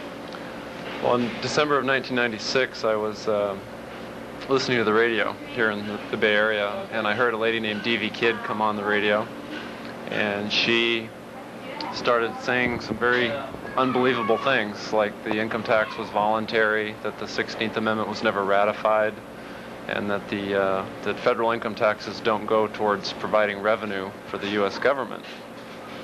And I thought those claims were awfully outrageous, but she was talking about it on a radio show hosted by a man who I trusted, and that made me want to dig deeper and see what it was she was saying and what evidence she had to back it up. Absolutely. And so, in 1996, you started investigating. How long did you investigate before you came to your conclusions? A little over 2 years. So I basically, my investigation ended right about the time I was forced to resign. Can you tell us that story and also get into some of the things that you uncovered that are historical? Well, I'd say after a good year and a half, I basically in my mind came to the realization that all her claims were correct, that in fact the income tax was voluntary. Although it sounds kind of strange to be saying that, because we all know that people go to prison, they lose their homes, they have their wages garnished. But the reason that the IRS constantly refers to the income tax as being voluntary is because of our U.S. Constitution and the severe limitations that are placed on the federal government's ability to tax us. So there are only certain forms of constitutional taxation. That's correct. That our income taxes do not, provide revenue as I always believed they did. It's more like a cash advance type system where the federal government borrows fiat money from the Federal Reserve, and then our income taxes are used as a vehicle to pay interest on that debt. Well, the printing of the money. Another thing that I found out, which totally surprised me, was that they print the money, and there's no value to it, and they, in a sense, print it and out of nothing. They make it out of nothing, simply because they have the power to force us to use the currency. And it's kind of like a rat in a maze. And we never question the maze itself, never think outside the box.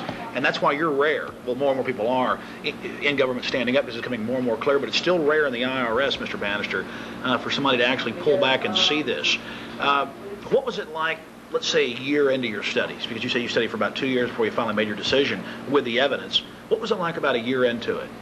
It was very difficult because I took the job thinking that I could use my financial skills to fight crime, go after the bad guys, and I did. You know, money launderers, drug smugglers. One particular case was even featured on America's Most Wanted, so I was really enjoying myself. So it really it shook my belief system to its very foundations, and was really very difficult for me to continue doing the job and excelling at it, because my mental state was, it was difficult, you know, to go to work every day, even though I wasn't daily, you know, arresting tax evaders or people that didn't file tax returns. I wasn't personally doing that, but I still just felt really, it was very difficult to just go through the day-to-day process of the job, knowing what I was finding out, and not because you found out that you were putting people in jail for something that the very system itself was doing. At least the agency as a whole was doing that, and I felt that sooner or later I needed to start speaking out publicly, because I felt, you know, clearly a tax can only be voluntary or mandatory, and if it is voluntary, then it is wrong and illegal to prosecute, harass, seize money from people who don't volunteer. Where does the money go? They throw this fiat money out there. We take the money up, and correct me if I'm wrong, we put labor into it, we work to attain it, and thus they steal our labor. In a sense, that's correct. I mean, for quite some time, I'd hear D.V. Kidd talking about, you know, the Federal Reserve and how we're slaves, and I didn't really understand what she meant. But when you really spend a little time and educate yourself on the way the process works, it's really very simple economics. And I don't have an economics degree or anything like that, but you can eventually see that when the source of the money supply is a bank, and the destination of the money supply is a bank, and the controller of the money supply is a bank, and the interest rates, that's total, complete monopoly. It's a money trust. You basically have you can't get out of the slavery. You can't get out of the constantly increasing supply of money, which is another thing I noticed and never really thought about, is that although they constantly will tell you that we're trying to keep inflation under control, we're trying to minimize it, minimize the effects of it, if you look at it over a period of decades, it's always going up. It never goes down or disappears. It's basically on an upward tilt forever and ever and ever. The economics of it, eventually, it ends up destroying the economy and the people in it. You have to ask yourself, why would this global system want to do that? It's just all about power. It's modern colonialism. Well, again, it's economic slavery, and it's something that it took me till the age of 35 to go out and do my own personal investigation to understand how it works. I never learned it at the university, didn't learn it on the CPA exam, didn't learn it in the Big 8 accounting firm, and certainly didn't learn it at the IRS. That's right. You went to one of the biggest and best accounting schools. Well, I worked 3 years at KPMG Pete Marwick, but I never was taught. I had to go out and learn it on my own, and luckily D.V. Kidd was on a radio station that I gave some credibility to. If I had heard her just on a street corner or at a meeting somewhere, I probably would have just kept on walking. I mean, just basically, is there anything you want to say to the people in Austin, Texas, in Central Texas, the people that tape this show and send it out to friends and family as well? I guess the only thing I would say is I've seen evidence of an orchestrated campaign of painting a broad brush over people like Alex, who really are telling you the truth. And I was one of those people that thought these were all kooky ideas, but I've come to realize that they are very true and very serious. And I'm very afraid for my own family, our own Americans' ability to make a living, to have a country that has a manufacturing base, to have a future. Our country is close to being destroyed economically through the banking and monetary system. And it's about time that people realize that they're being lied to, and they should start listening to people like Alex, because he is telling you the truth. I've checked it out. And then what happened when you tried to show this to your superiors?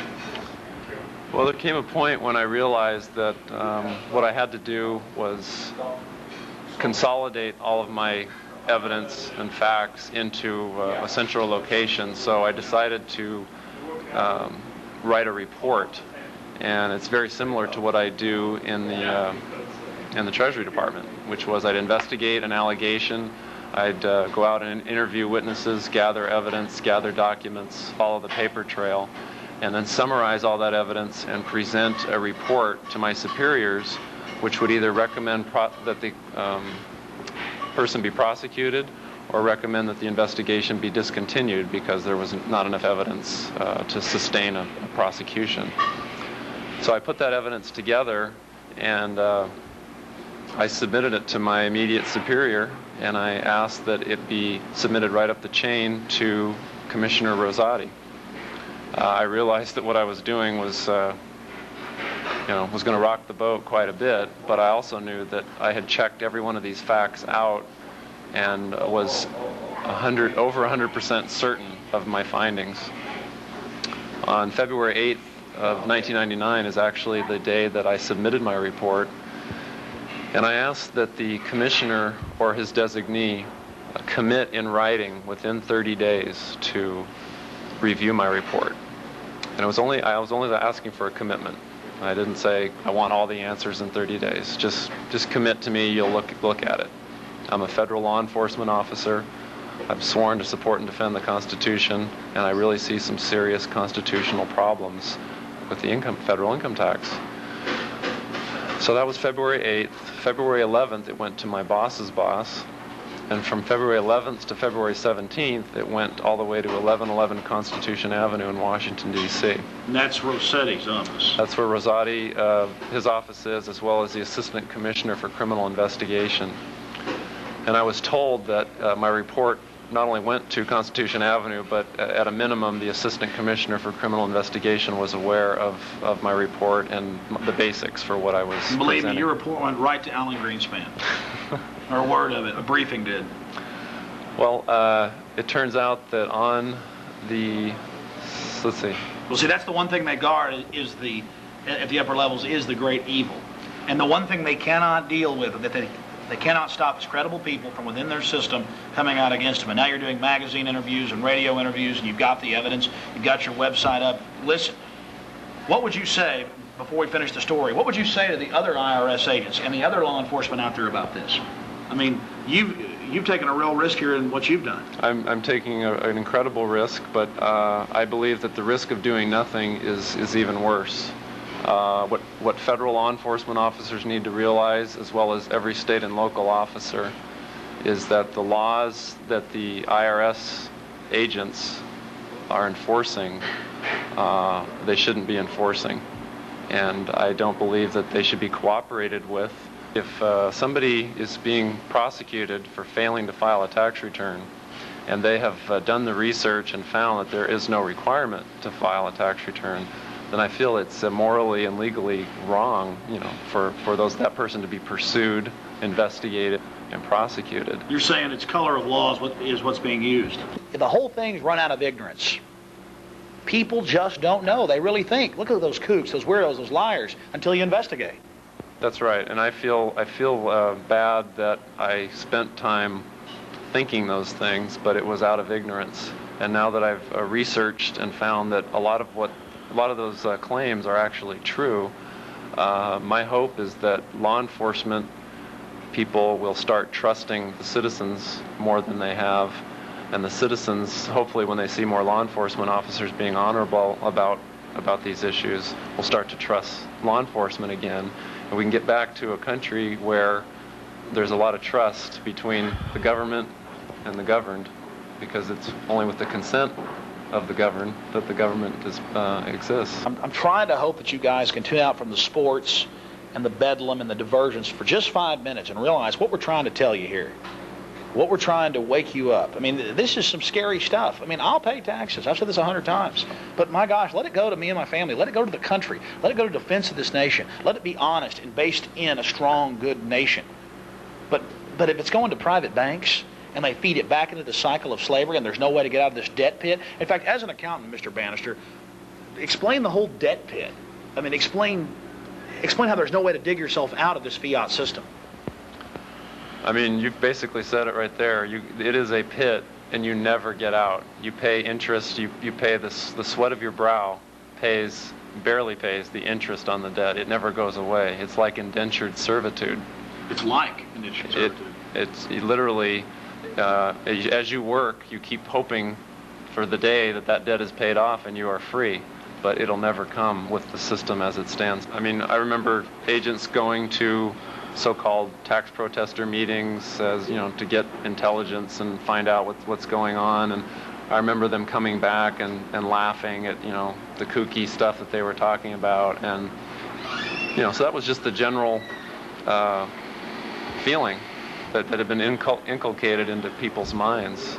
And it took me a couple of years to find out. But it in fact... Now, that's right. You talked about D.V. Kidd and other writers and her pamphlets and the executive orders they listed and the laws, the case law.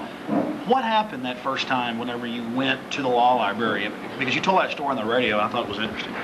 That I expected to find that it was all baloney, that they referred to court cases that didn't exist, or they took court cases out of context.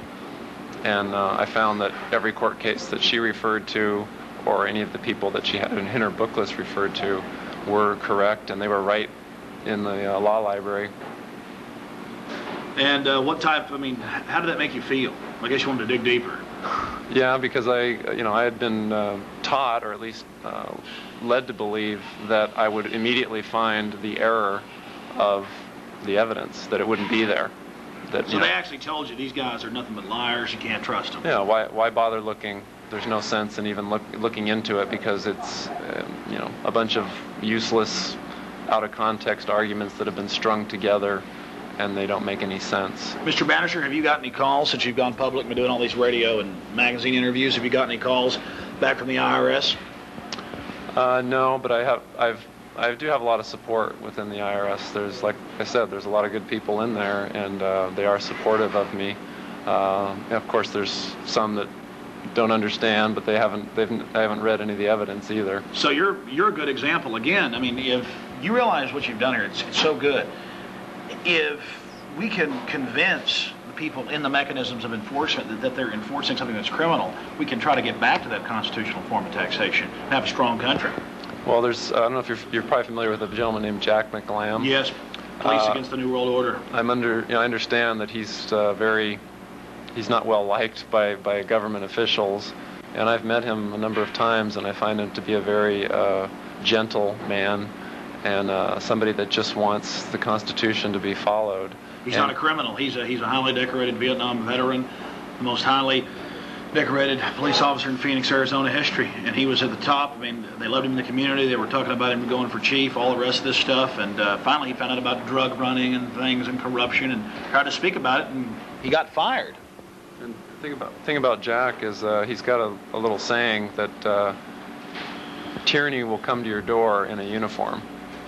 And I can't think of a more true statement, and especially coming from me, who kicked down a lot of doors and did a lot of search warrants and searched through a lot of drawers and files and under beds, that's exactly how tyranny will come to your home, is in a uniform or with a bulletproof vest on or with a 6 Sauer 9mm as I carried. And again, it's up to you guys out there in America, the police, the SWAT team commanders. You ought to ask yourselves, is it the crack dealer on the corner, or is it the white-collar criminal that you're worried about, the guy that's selling old ladies junk bonds? Or is it just the family that can't put the kids through school because of the federal income tax that goes right to the Federal Reserve? Again, that's true. Private, run for profit. You know, we've aired the actual training videos the IRS has, or pieces of it, where they admit that it goes right to the Federal Reserve. In fact, more and more, they're just admitting the truth, aren't they? They're just flagrantly out there flapping it in our faces. Well, a lot of what I found is, actually all of what I found is publicly available. And I mean, the number of times that you see the word voluntary in the IRS manuals and in their pamphlets and booklets and instructions, I found it to be incredible. So the king has no clothes. That's what I found. In fact, I think that's what we'll call this piece. The king has no clothes. Joe, anything else? And God bless you. You know, Joe worked hard today at the accounting firm he's working at, and we were in Northern California covering Operation Urban Warrior. Oh my gosh! And we called Joe up, and he met us right after work here at this little restaurant. Joe, any other points? Again, just don't let people be painted with a broad brush where you're scared into not listening to what they have to say. DV Kidd, Bill Benson, Bill Conklin, Jack McLam, and many, many others are fine people, and they really have seen some very ugly underside of certain portions of our government. And I'm not anti-government. I'm not anti-tax. Alex is not. None of the people are. Yeah, they are anti-corruption, though, and I'm anti-corruption, and. Well, that's the sad part. You sit there and you try to talk about corruption, police running drugs, which we talked about, election fraud. Remember that at the county? And then it comes out it's true months after we bring it out, and nothing's done. We're denied, being on the committee. We get called anti-government, black helicopter people, all the rest of this stuff. And it's only because, well, number one, I get a thrill out of standing up against corruption. I think that's the same thrill you got. I mean, it feels good, and I guess it did feel bad to find out that you've been led along. That's the reason I took the job. I could use my financial skills to find the fraud, to chase after the bad guys who don't actually get their fingers dirty with the crime. But the money ends up flowing, and you follow the money. The puppet masters that create the havoc. And that's, you find who's running the show when you follow the money. Joe's got a website, and you can get all the information that was inside his brief that he wrote to his superiors, pretty much calling for a criminal investigation of the system. And what's your website again, Joe? The website is www.freedomabovefortune.com. That's all one word, freedomabovefortune.com. freedomabovefortune.com. And again, since we first interviewed Mr. Bannister, again, he's been in USA Today, C-SPAN, and as we're making this tape, 60 Minutes is getting ready to do a hit piece on him. And 3 other high-level criminal investigators from the IRS have quit, and the numbers are only growing of those that are leaving but not going public. The truth is out. Private banks run this country. They're building prison camps everywhere. They're building prisons everywhere. They're trying to push a move in the mainstream media to disarm the American people using incrementalism. We face total dehumanization. You now know the truth about the comprehensive annual financial reports and the fact that county, city, state, federal governments are creating giant armed compound empires against us. They own over 70% of the stock market, and they keep sucking the money back out of us that they create with fiat, stealing our labor, our homes, dumbing down our children. There's 80 million gun owners in this country. They're pushing right now to disarm us. We have to refuse to become disarmed serfs in this country, or the tyranny is going to get really bad. This so-called war on terrorism is really a war on free individuals, no matter whether you're black or white, young or old. This is a fight against dehumanization, ladies and gentlemen. Make copies of this tape. Spread this information. Check it out for yourself. We're telling you the truth. This is a giant battle for our republic.